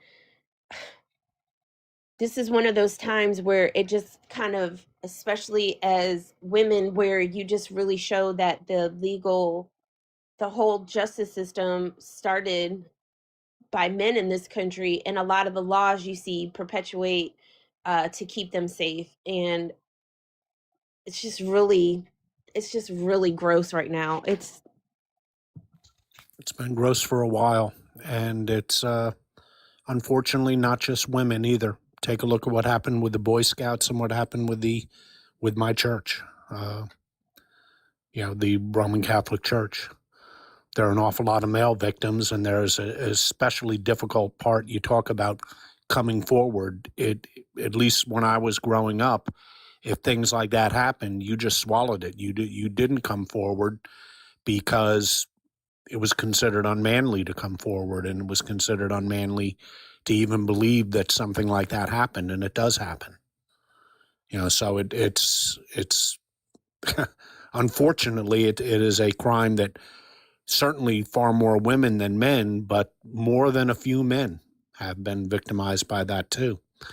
And on the files, there's something that really bothers me that is not getting enough attention. And that is the fact we already know what type of person Epstein was and why he did this. But we also know that there were tapes, Kia. He had hidden cameras in a lot of these rooms. We've learned that from the files. And we've also learned that he has had close consultation with the Russians. And what do the Russians do? They traditionally gather dirt on prominent people in foreign countries to use as potential blackmail. Now, it has been alleged since before he entered politics that the Russians had something on Donald Trump. That was the genesis of the Steele dossier. And take a look at all his actions, even in his first term at Helsinki. He took Vladimir Putin's side over all of the American intelligence services in that disgraceful thing.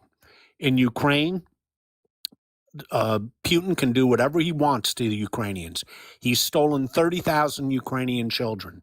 He's bombing hospitals, schools. He's freezing them in the middle of winter, and Trump does nothing.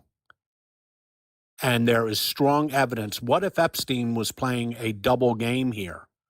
What if he was not only having his sick fun, but also gathering intel on prominent Americans and using it with the Russians? Because there is a nexus between Mr. Epstein and Vladimir Putin. That's come out in the files. I cannot believe that Congress isn't all over this. Well, I can believe it. I know why. But that's one of when the Democrats take the House, and they will be, one of the first things they've got to look into as a matter of national security is the President of the United States being blackmailed? That's sort of important to know. And don't forget, President Putin shares everything because he's so dependent on China. He's basically a vassal state of China. He shares everything with President Xi. Take a look at that trade deal we just cut with China. That's the most one-sided trade deal I've ever seen in my life. We have a deal. We got graped on that deal. We got nothing, and China got our most valuable chips. We got nothing. Well, it all makes sense if he's being blackmailed. I want to say this before we move on. Just for everyone over on TikTok, if you don't know, I also go live over on the tube. Technically 90 or at 9:30, 30 minutes early before I go live here on TikTok. I'm also, not only am I doing my normal interviews, but I'm also doing a thing where I'm interviewing as many progressives as possible that are running for office around the country, whether state or federal. And I'm doing an absolute ton of interviews. These people are people that are not taking PAC money. They're they want to make changes. They want to be held accountable. The things that we keep crying about, screaming that we want our politicians to do. So if you could go over and help and watch the stuff and share the stuff, especially if you know people in the districts, but even if you don't, watching it increases the chance that people in the districts will see it, or that their names will get big enough that other media will want to interview them. So it's something that doesn't cost money. It just takes some time playing it, and it will also make you feel pretty hopeful about this country, because there are just some amazing people running for office. And when I say, at least of the ones that I've interviewed so far, at least 75%, if not more, are veterans that are seeing a need and stepping up.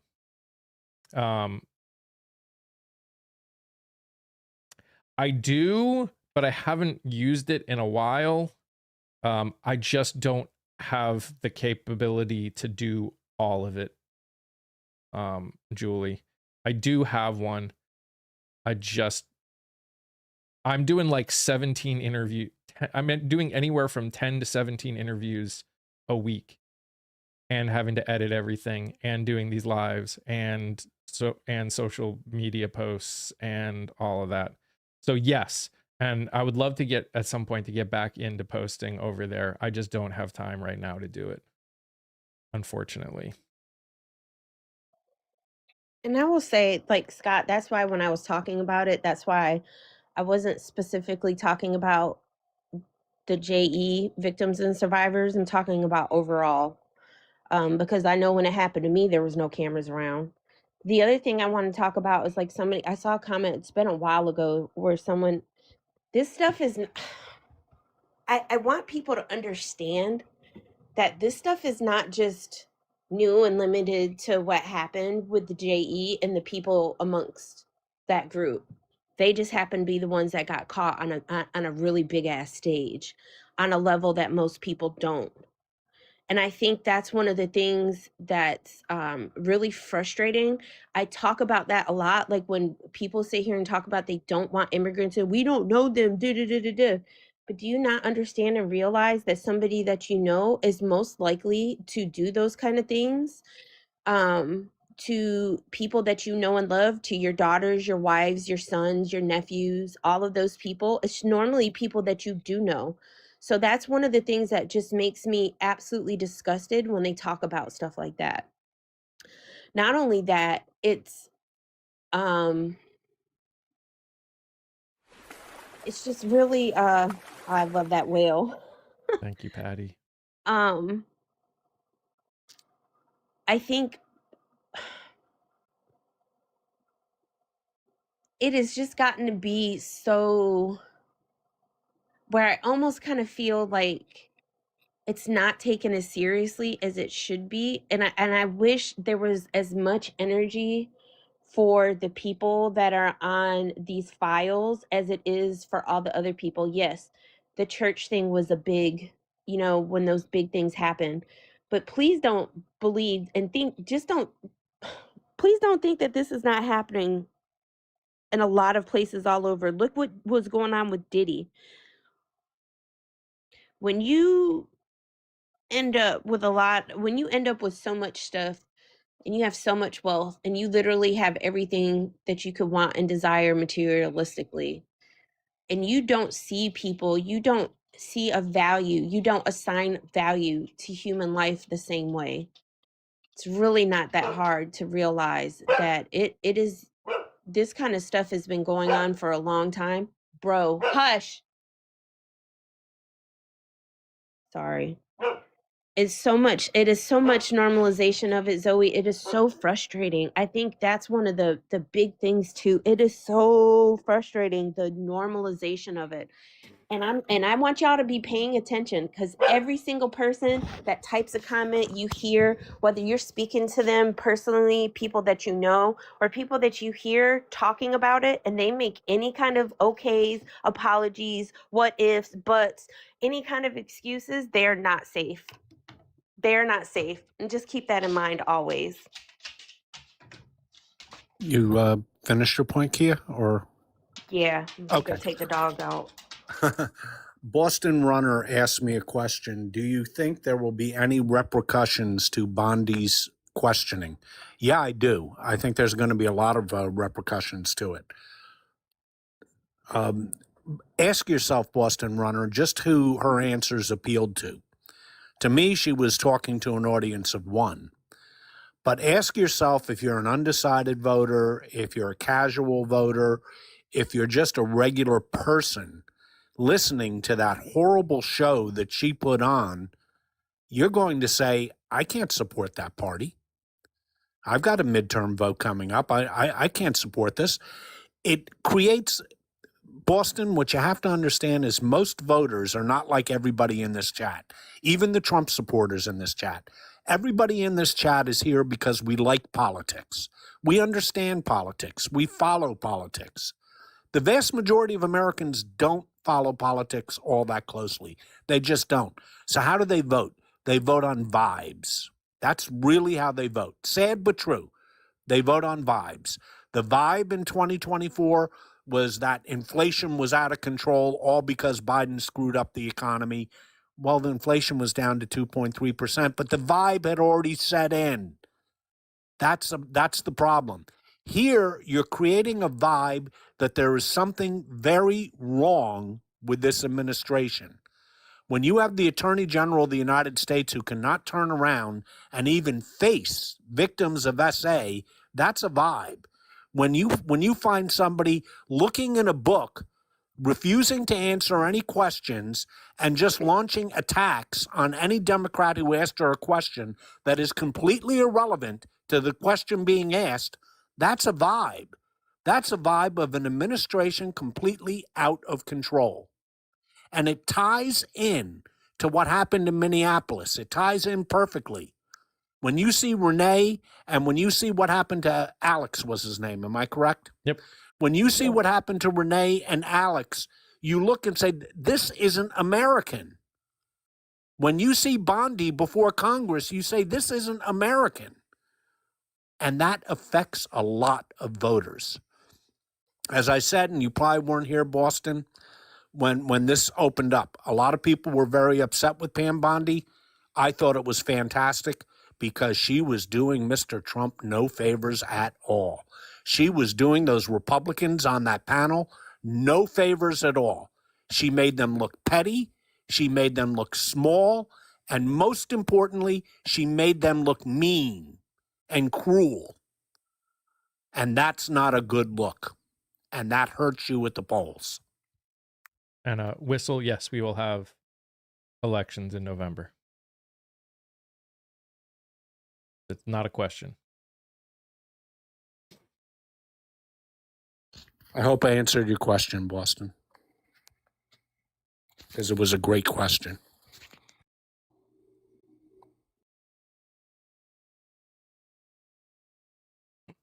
Yeah, it was hard, Boston Runner. It was hard for me to watch it, and honestly, at some points I was glad it was a bag of mixed emotions for me. At first, I was kind of glad that you weren't showing it, although there was parts of me that I wanted to see it because I just wanted to see how god awful she really was going to be, and to see what, if anything, any kind of truths or admissions or anything she would give to, or would it be just like what I thought it was going to be.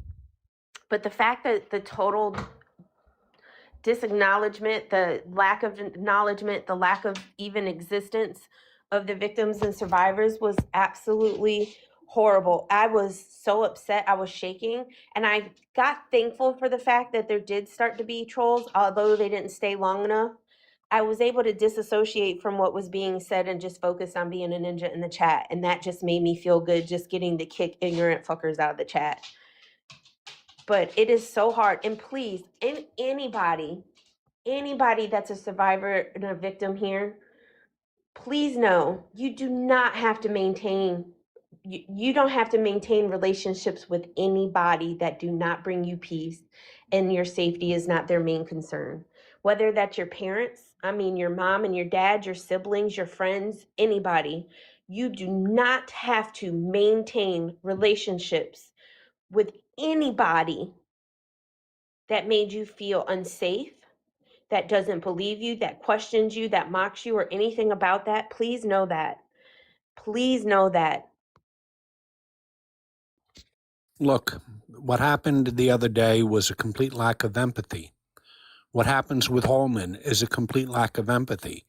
What happens with, what was his name? Bongino, the guy who Trump threw under the bus. The guy who walked around like a Yahtzee, complete with a Yahtzee haircut, a Yahtzee coat. That's a complete lack of empathy.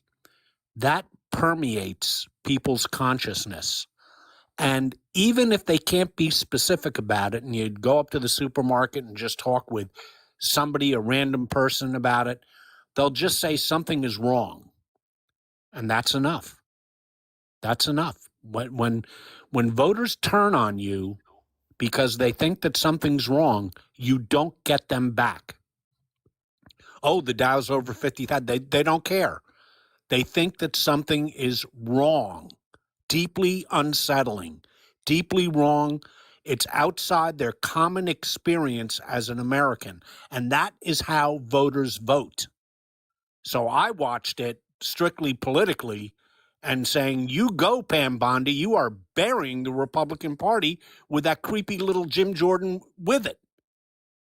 Yeah. The Republicans made fools of themselves. And I'm not saying that as somebody who votes for a Democrat. I'm talking about as somebody who knows something about politics and saying, what are you people doing? You're insane. The reality is this, and this is the part that obviously the Republican Party as a whole does not understand. The people, most people don't care about what the stock market does. And, people will say, oh, your 401k. I don't care about what my 401k does right now. I care about paying my bills. My 401k means nothing if I can't eat or have, a roof over my head. Great. My 401k is doing good. So what?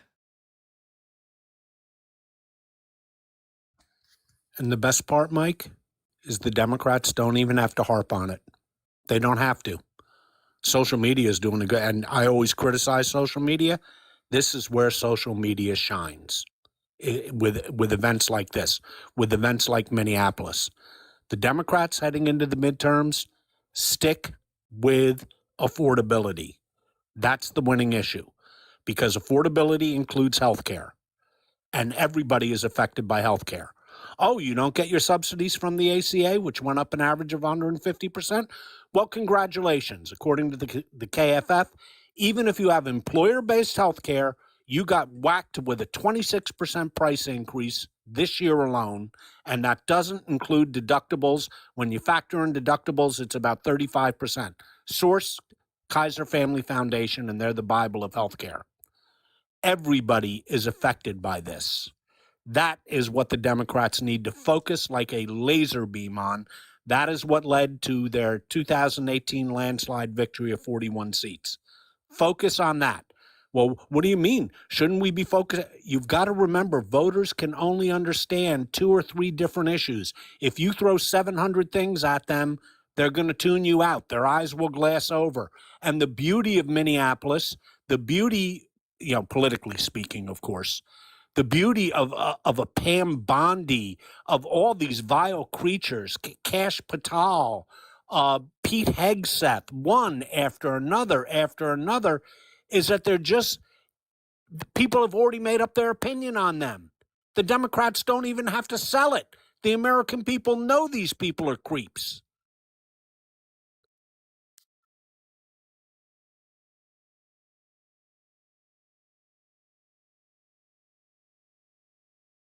Hey, Claire. So stick to the fundamentals, Democrats. Stick to affordability, stick to grocery prices, stick to the tariffs, stick to health care. Oh, the votes will be there.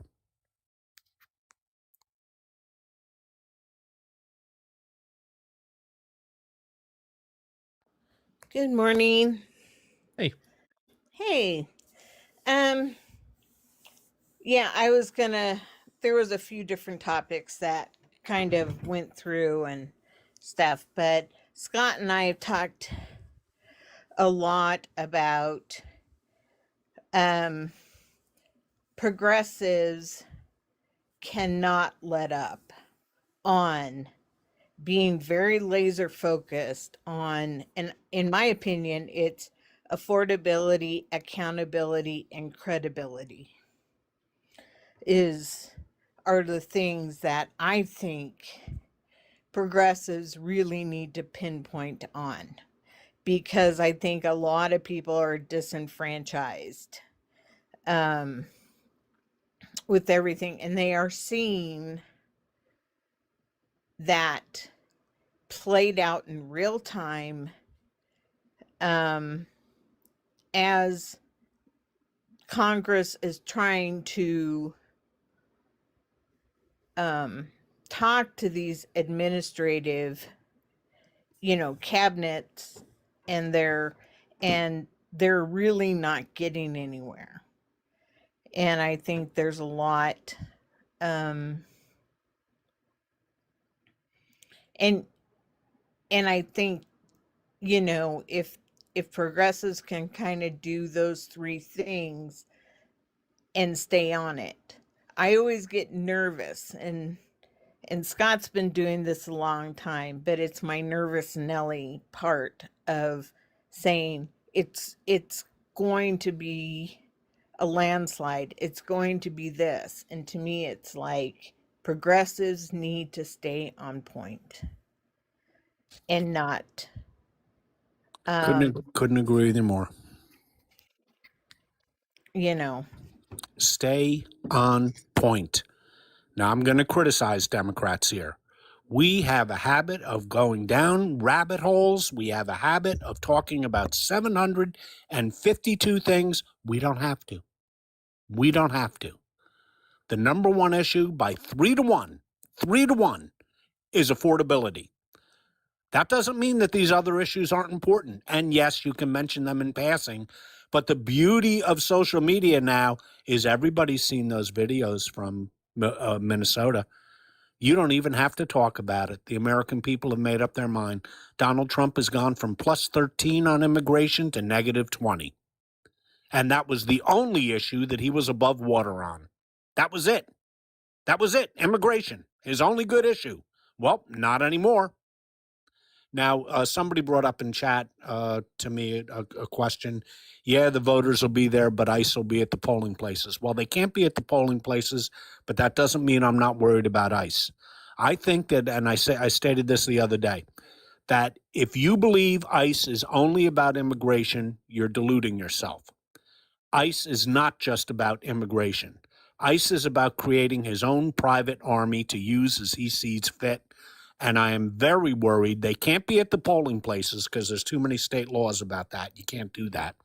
But that doesn't mean they can't be 2 streets away and launch tear gas into the streets that voters will have to go through to get to the polls, or close down streets for, quote, an investigation.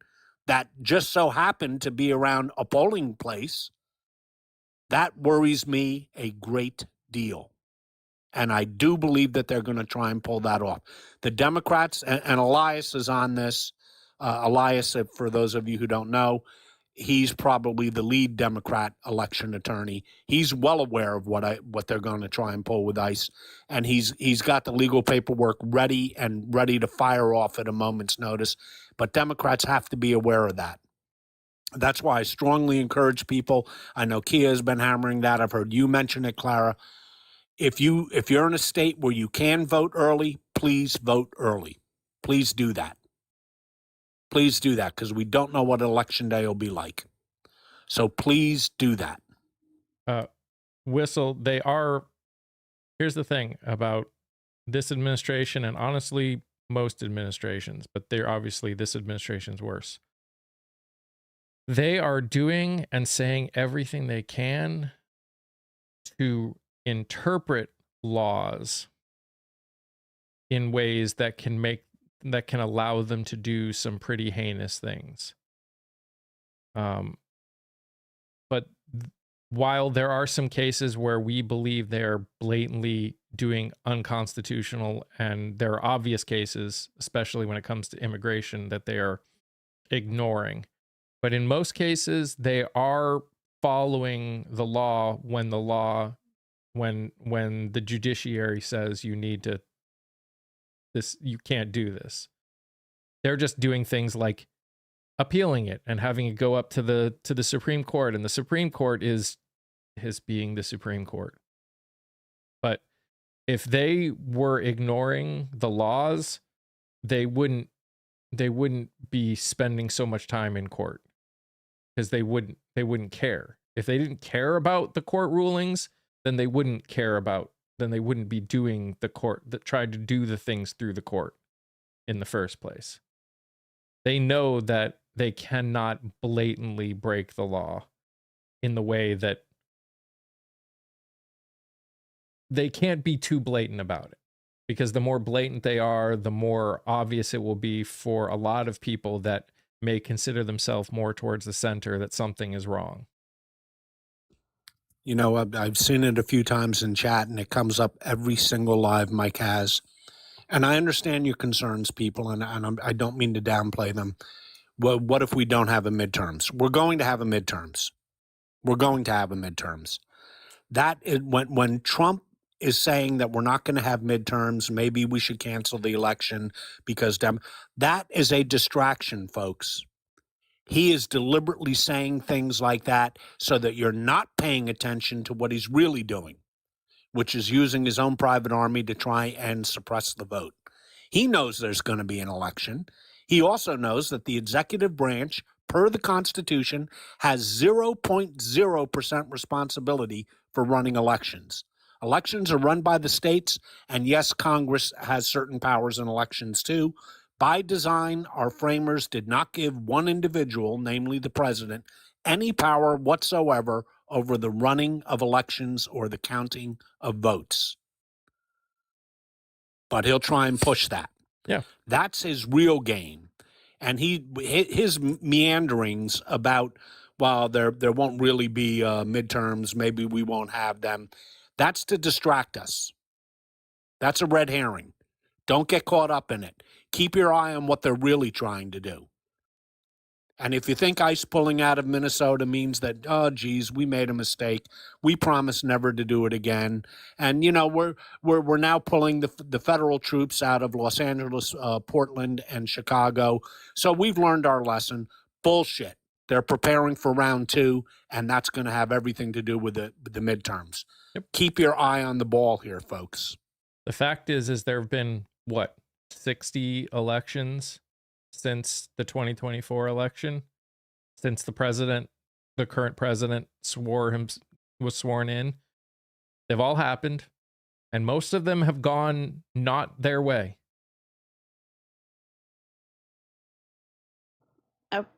Oh, sorry. There's a couple things from the other side. Aaron said, if Dems wanted in with Texas farmers and ranching, it's through data centers and water. because they're watching that situation closely. And then Kat had said, and I've said this before too, we should start writing laws in plain language so there's no wiggle room. And I've said that before too. You write it in all this flowery language and with all these big words and all this way to make it look pretty, but then when you don't make it direct, there's so many loopholes that you, by making all those pretty loopholes, when you're writing all that flowery language, you're leaving open all the spots for people to try to get around it, cut through it, cut under it, all the different things. So I totally agree with that. Boston Runner asks, does anyone think that the SAVE Act will pass? I have two answers for that. I don't think it'll get through the Senate. I just don't think it'll pass.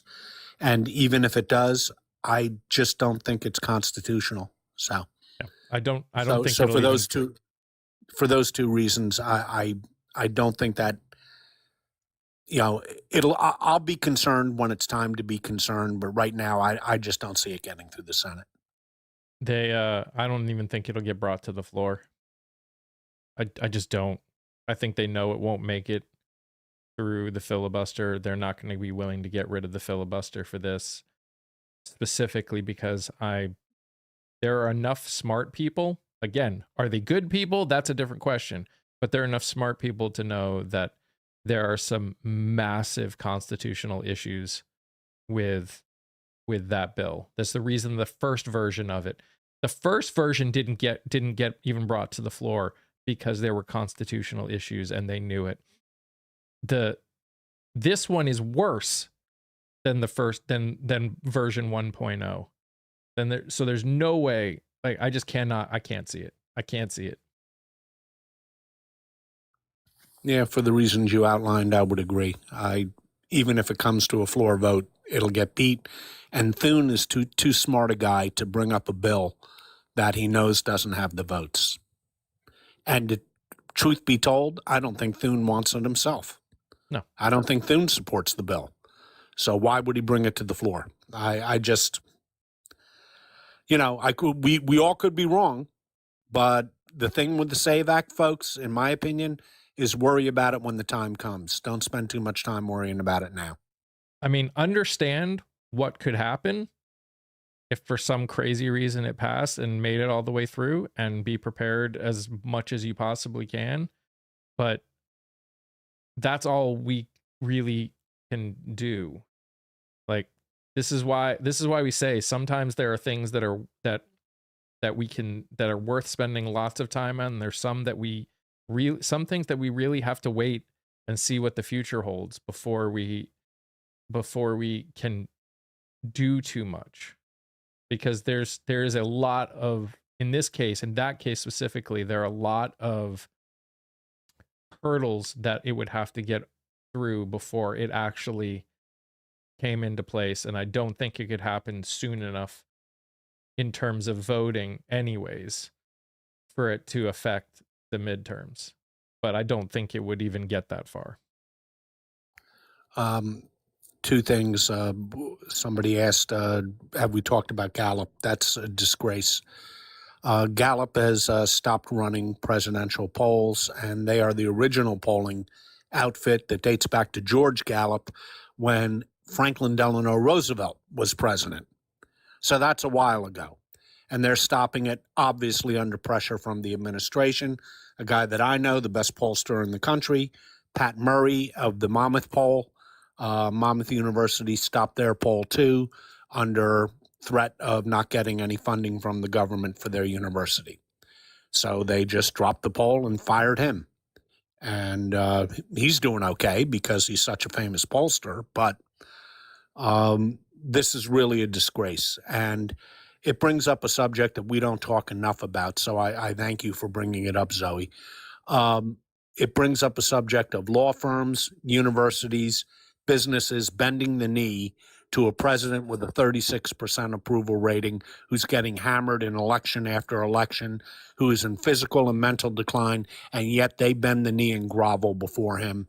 And that's on them. That's not, I don't even blame him for this. I blame them for being such unbelievably quivering gutless fools.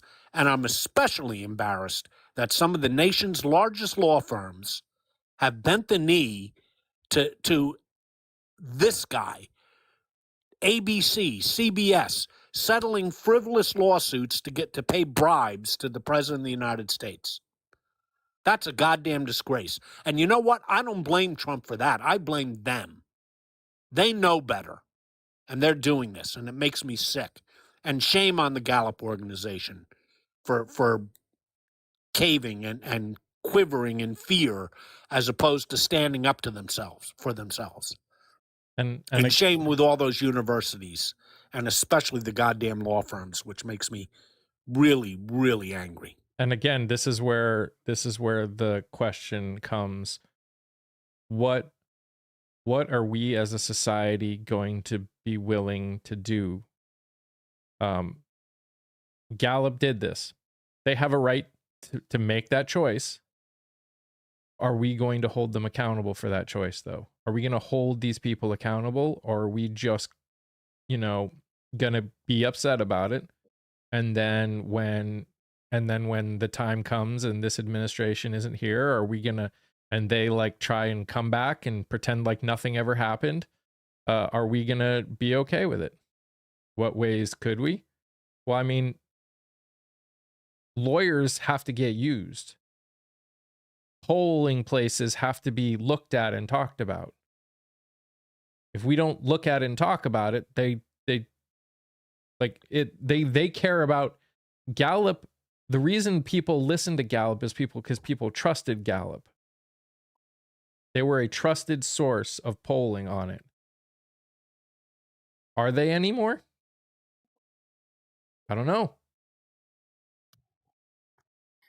Yeah, and nobody looks at more polling than I do, and I would see, their credibility is comes into question because they'll open up presidential polling in 3 years' time. That.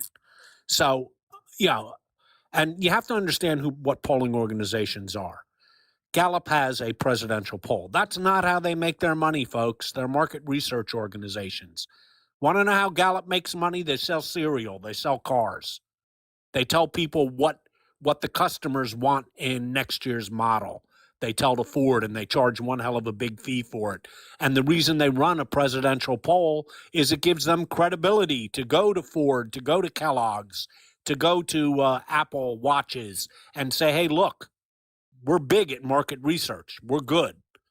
This is how accurate we were in a presidential poll. So hire us to tell you how to sell your cereal. That's where they make their real money.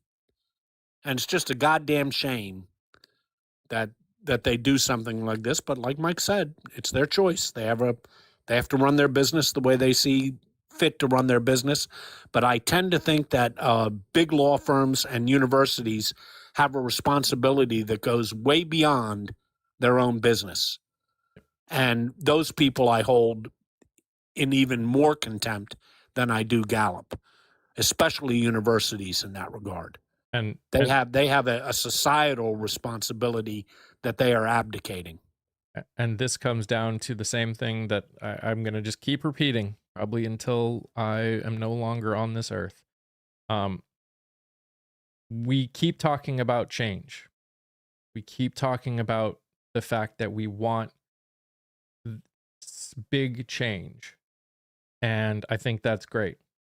We need to understand that the kind of change that we're talking about is going to be difficult, going to be uncomfortable.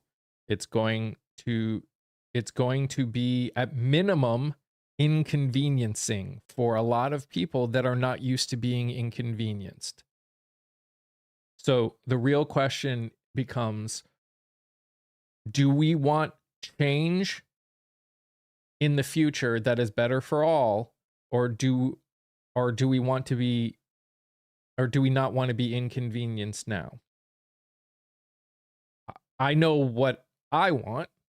I know what I believe is better, not only for me, but for our family, but for my kid. We just have to be willing to do it, and we have to be willing to do it on a scale that actually causes the change that we want. If we as a society are not willing to be inconvenienced, nothing will get done. Nothing will get done. Possibility, the future is unknown. Whistle. You're talking about the future. Literally anything is possible. I do not see that happening, though. Not now. Not with everything that's going on. I think a lot of people like to use those words and talk like they understand what it means, but nobody in their right mind would, yeah. I just don't see it. I don't see it happening. Not in America, at least. Not in the United States of America, at least. Whistle, I understand your concerns on that, and they're valid concerns, but I tend to agree with Mike. I don't see that as on the agenda right now. But to deny that there are red flags out there, that there are warning lights flashing red, no, we'd have to be deluding ourselves if we don't think that there are flashing signs to the fate of our democracy. That's my number one issue. And that's why I always talk about we've got to win this election. You know, I don't care what it takes, we got to win. And because democracy is on a knife's edge in this country. What worries me is not the analogies that will come up every day in this chat, 1933 Germany. That's not the analogy. The analogy is Hungary. The analogy is Slovakia, these autocracies that have a fake democracy. They have elections, but the elections are always sort of rigged to make sure that the right party wins, namely Viktor Orban. That is what I see us a lot closer to that than we have ever been in our nation's history, to something like that. And is that a concern?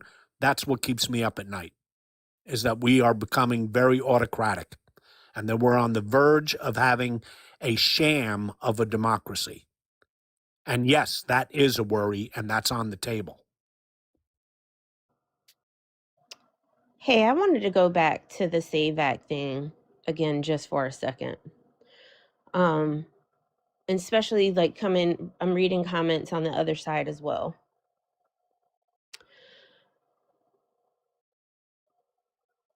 Speaking as both a minority and a woman, I think sometimes, even though I think sometimes the whole thing behind the Save Act and everything about it, I think it's very easily dismissed by men and people who won't be affected by it. As traditionally we know that men are not the ones that change their names when they get married. They're not going to be the ones having to come up with a marriage or divorce decree and all of these different things. Even if we don't think it's going to pass, I think we have to be careful with being so dismissive. The fact that they keep trying to push stuff like this through.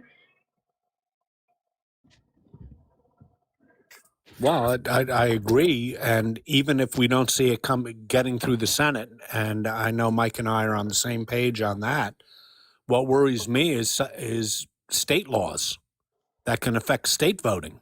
Mm-hmm. That's what scares the hell out of me. Now, there'll be court challenges to it, but these whack job states are going to try and ram something like this through in their states. So is that a concern? Hell yes. Maybe not in terms of federal elections, but certainly in terms of state elections. It's a real concern.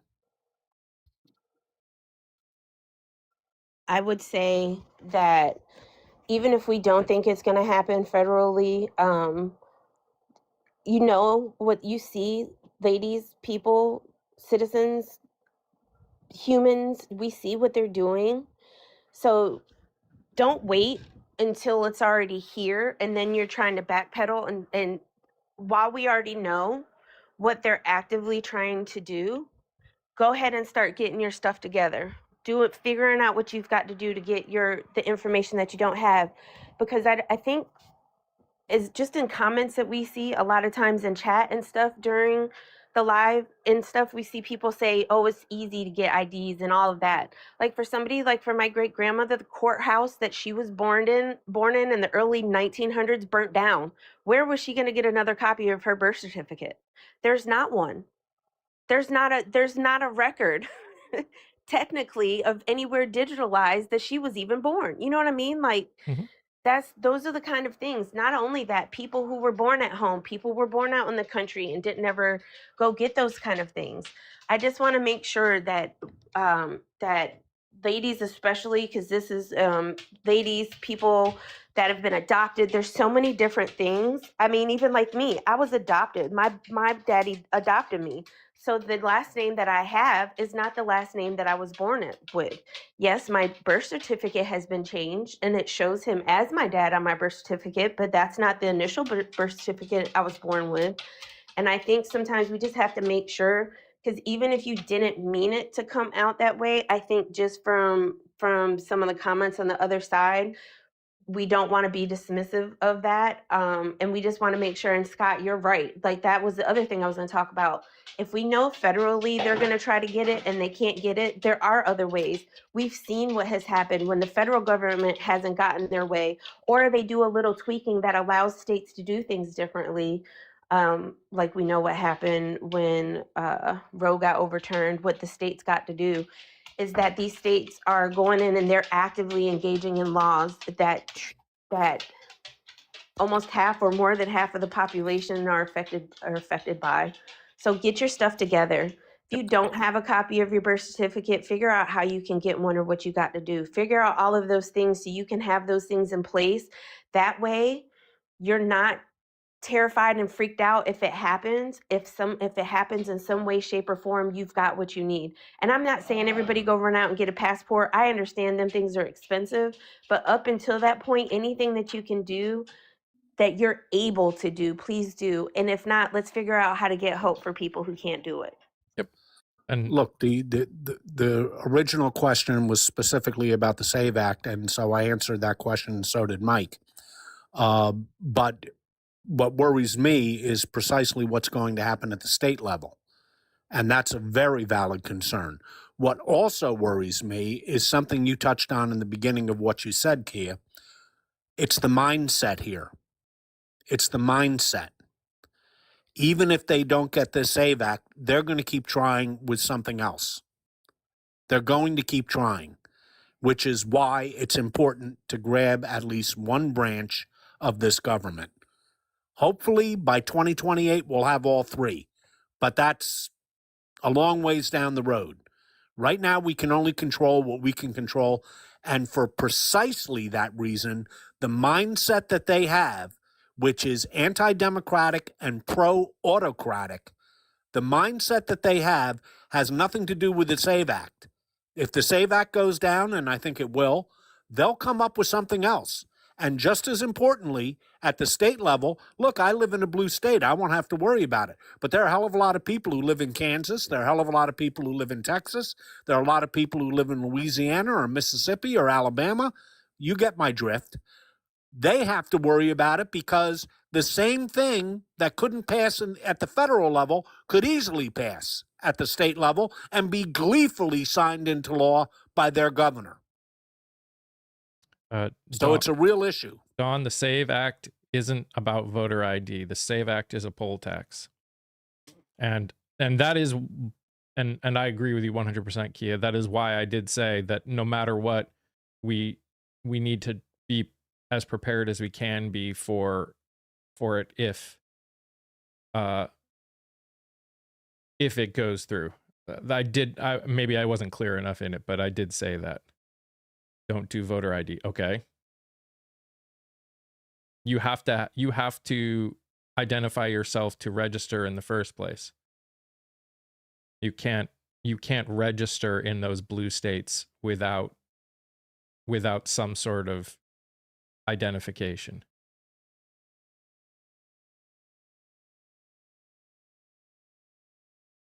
Yeah, I think you're correct, Led. I think now New Jersey was, I think, the last of them. But I think all 50 states are now compliant with Real ID because that's a federal law. No, in Minnesota, one person cannot vote for up to 8 people in the same household. That's a lie. That's absolutely ridiculous. That is a lie. Where are you coming up with that, Don? Where are you coming up with that? Sorry, you can't be doing that kind of misinformation in here. I can't even believe TikTok wouldn't filter something like that straight out. Come on, TikTok, do better. You know, people, before you type, if what you're about to type is fucking stupid. Just, you know, not for most of the people in this chat, but for a couple people. Come up with a statement like that. One person can vote for 8 people. On what planet does some? And that's the problem with the goddamn electorate. There are people out there that are that fucking stupid that they actually believe that bullshit. Yep. I just wanted Liz had said on the other side that her boyfriend works at CVS and he gets people coming in constantly asking if they can get copies of documents and passports so they can have them. Please understand that just going to a copy machine and printing off copies doesn't mean anything. It needs to be a certified copy for it to mean anything. So, like with birth certificates, it should have a raised seal on it. If it doesn't have a raised seal, it's not, because literally you could just copy anybody's birth certificate if it was like that. So just keep that in mind and make sure if yeah, good. If he tells them that, that's important. And if there's anybody out here that hears that, or if you hear your friends talking about it or your family talking about it, tell them they have to have certified copies of stuff. Just having extra printed copies does not count. Just make sure that's for information, because we think about stuff and you hear that and you're like, yeah, I know that, but I'm not just talking to you. And we have to remember there's lots of people who don't know that, or maybe necessarily don't think about that. Like a lot of people have had their passport for a long time just because they like to travel. Like I like to travel. I like to go out of the country. I like to go south of the country, honestly. And I've had it, but for now a lot of people feel like they need to have that passport almost as like a ticket to get out of town if things go crazy. And it's definitely a gift to be able to have it, and it's crazy that things are going on like this.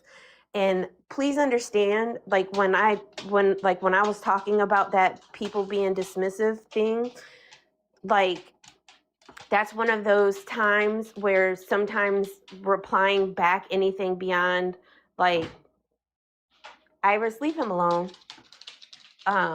Like, I feel you. If you keep talking past that, it seems like the point is kind of missed. I know, like,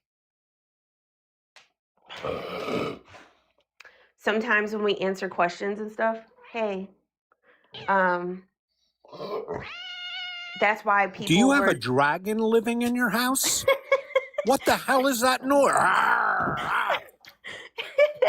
So I have a very testy cat named Waffy, and that's Zeus. That's him.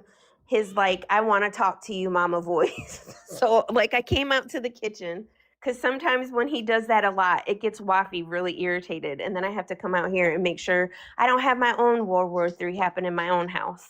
Where does he come up with that voice? You're in North Carolina, I'm New Jersey, and now I'm scared shitless. I don't even want to see that thing anywhere near me. He's a boxer pity mix, and he has an underbite. So when that underbite comes out and he does the noise, it's a lot more pronounced. He's a raptor. He's a raptor. I know what he is. Yes, he is. He is definitely a raptor that's terrified of this cat that wants nothing more. One of the kittens loves him. And I mean, he walks and she rubs on him and he tries to run away from her. And it's like funny and loving at the same time. But yeah, listening to the dragon is how I keep myself sane.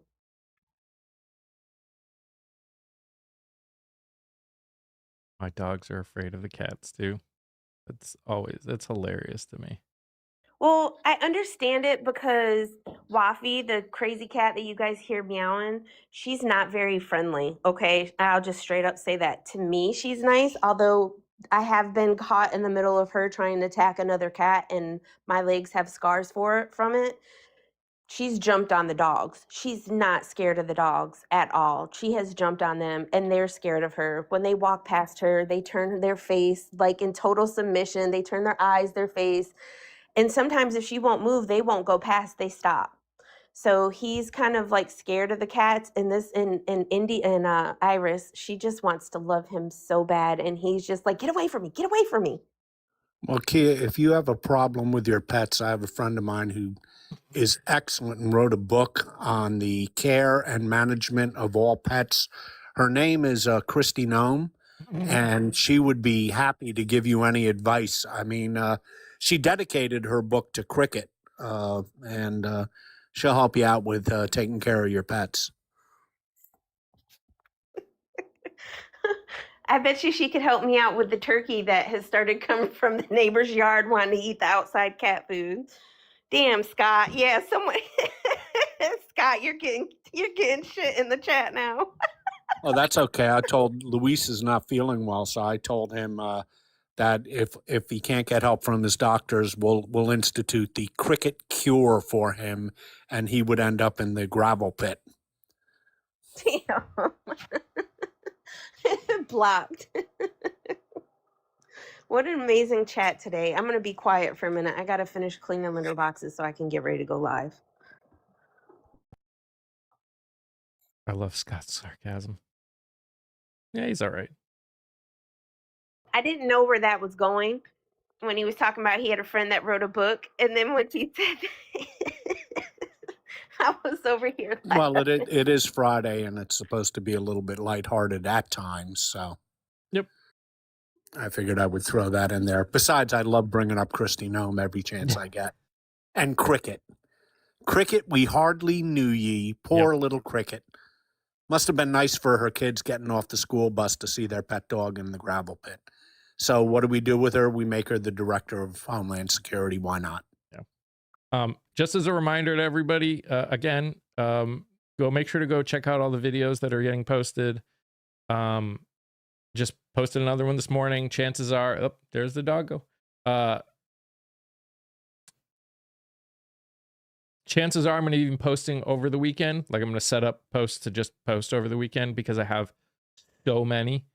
But also another thing to remember is if chances are, obviously, we're going to be here anyways, but Friday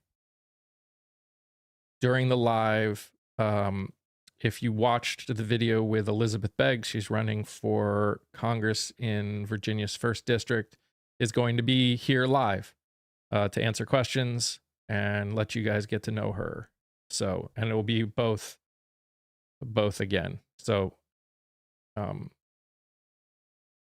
you know people in Virginia, especially the 1st District.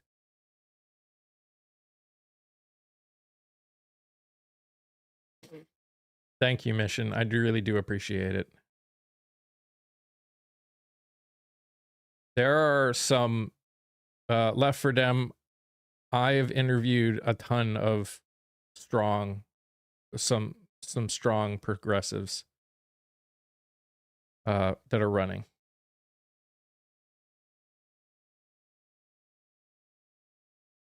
There are ones that I haven't even posted yet just because I only post one a day. But there are some amazing. Sorry you missed it. One of the people running for the Democratic primary in Virginia's 1st District is going to be on here live on next Friday for people to ask questions. And I actually just posted the video I posted today is someone else who's running in Virginia's 1st District. I think they have like 4 people running. And I'm interviewing at least 3 of them. I've interviewed 2. Now 2 of them have been posted, and I know I'm interviewing a 3rd. Thank you, Whistle. I appreciate it. I have a question. So for those like in that situation where you've got multiple people running for the same seat, do they ever talk about like if they lose, are they willing to throw in their support behind the other candidates that are running? Like, I mean, I have talked to them. I know in the 1st District, they have actually all publicly said that they would support each other if any of them, for whoever won. Like they've already said it publicly. I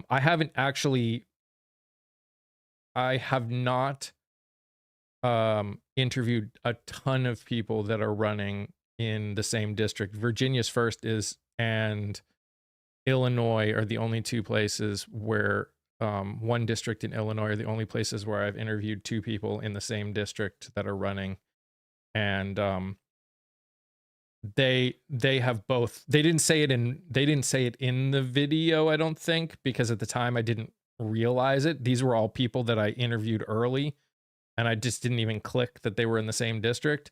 But I have interacted with them since, or seen videos since, saying that they support each other in that respect. So, which race? The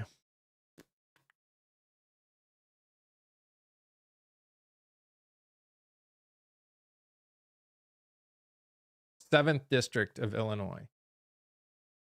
So I've interviewed Reed Showalter and Annabelle Mendoza, who are both running in the 7th district of Illinois. Did I catch Ken's comment? Probably not. Mike's a libertarian. Yep. That's it. You got it.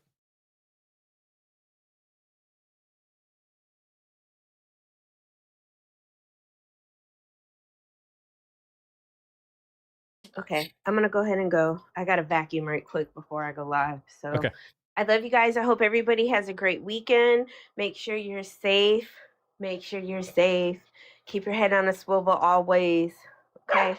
Love you guys. Love you. Have a good weekend. Ohio. Yeah, I haven't gotten a ton of people in Ohio yet. I think I may have gotten one who's running for a state seat, but I've reached out again in almost every state. I have reached out. We have reached out. I say Rosa and Ash have been doing the reaching out for me, but we have reached out to probably a minimum 5, if not 10 people in every state. Now, I have not heard back from a lot of them, but we're definitely reaching out. So again, if you know people, please let Rosa or Ash know. They'll definitely reach out. If you can interact with them, that helps even more, because if you think it would be helpful, and especially if you're in their district and you're like, you should do this, that might help a little bit more. I don't know, but we would love to interact with people running for state or federal, and heading out to great. All right, Zoe, thank you. I appreciate you guys. I know it's already 12, so I've just got a ton of stuff to do and maybe take a nap, because gosh, am I tired. Guys, please check out over there. This morning was rough for me. I'm doing a lot of work, non-stop work. When I get off here, I'm going to be eating, and then I'm going to go edit. And to make it possible that these people who are running, that want to do things differently, that want to make changes, don't get some visibility. We've reached out to tons of people in California, not heard back from any of them. Surprisingly, I haven't heard back from anybody in California. We've tried Tallarico. We've tried a lot of different people. Unfortunately, the bigger names, again, we're going to keep trying, but bigger names are probably less likely to come on our show, just because we don't get as many views, and their time is Yeah, and in fairness to the people, let's say in Texas, they are so close to the election right now that they are swamped with every minute of every day is booked for them. They're having the election in a couple weeks, so yep. These guys they are just swamped right now. Yeah, no, and I understand that. And obviously, for people whose primaries, especially if someone who wins their primary that I didn't interview wins, they may be more open over the next, 6 months while they're running. So that could change things too. So there's a lot of, I understand that there's a lot there, and maybe 2 years from now, when primaries are coming up, that'll get me more people, and my name will be out there a little bit more as someone who's doing this, so people will start going. That's one of the reasons that I'm doing it. I'm trying to grow this whole thing. There's a lot of cool things happening. I'm because I'm not adding enough. I'm looking at making another podcast playlist with someone who I just interviewed, and we're talking about doing a constant thing. It has to do with religion, so I know it wouldn't be interesting to a lot of you, but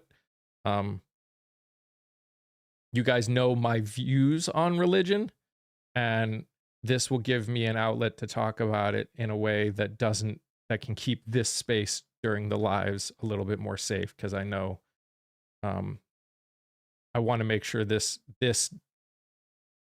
stuff that we talk about still will be safe. You guys, again, my views, but I want to make sure that religion isn't a huge part of what we talk about on this live. But you guys know that I think it's important that people that call themselves Christians stand up against the crap that's going on. So there's gonna be something that's gonna be coming. There's gonna be coming about that. So, what did hate me like one of your French girls? Oh my gosh. Religion is personal, not political. I agree as a whole. It shouldn't be, but I would also argue everything is political. It's how you let that reality interact in the world. That EPA is a joke. Talk about someone who has no clue about the EPA to say that. That is a dumbass statement. In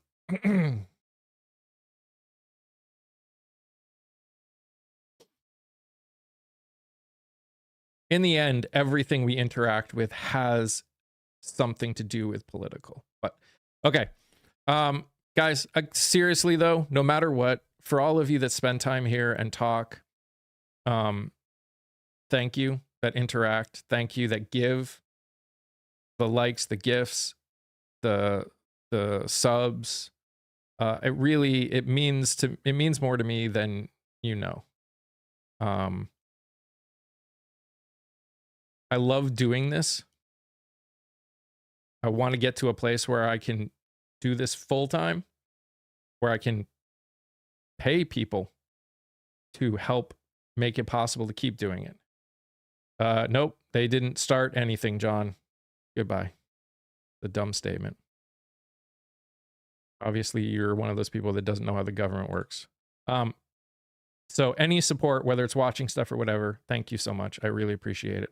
I hope you guys have an amazing weekend. Please watch the content that's coming out. Again, support these people that are trying to do things right. And I will see you all on Monday morning. President's Day should be an interesting day. You guys are amazing just the way you are, and I love you all very much. Stay safe, stay healthy. Remember to sing, laugh, dance, smile. Do something that makes you happy. Bye, guys.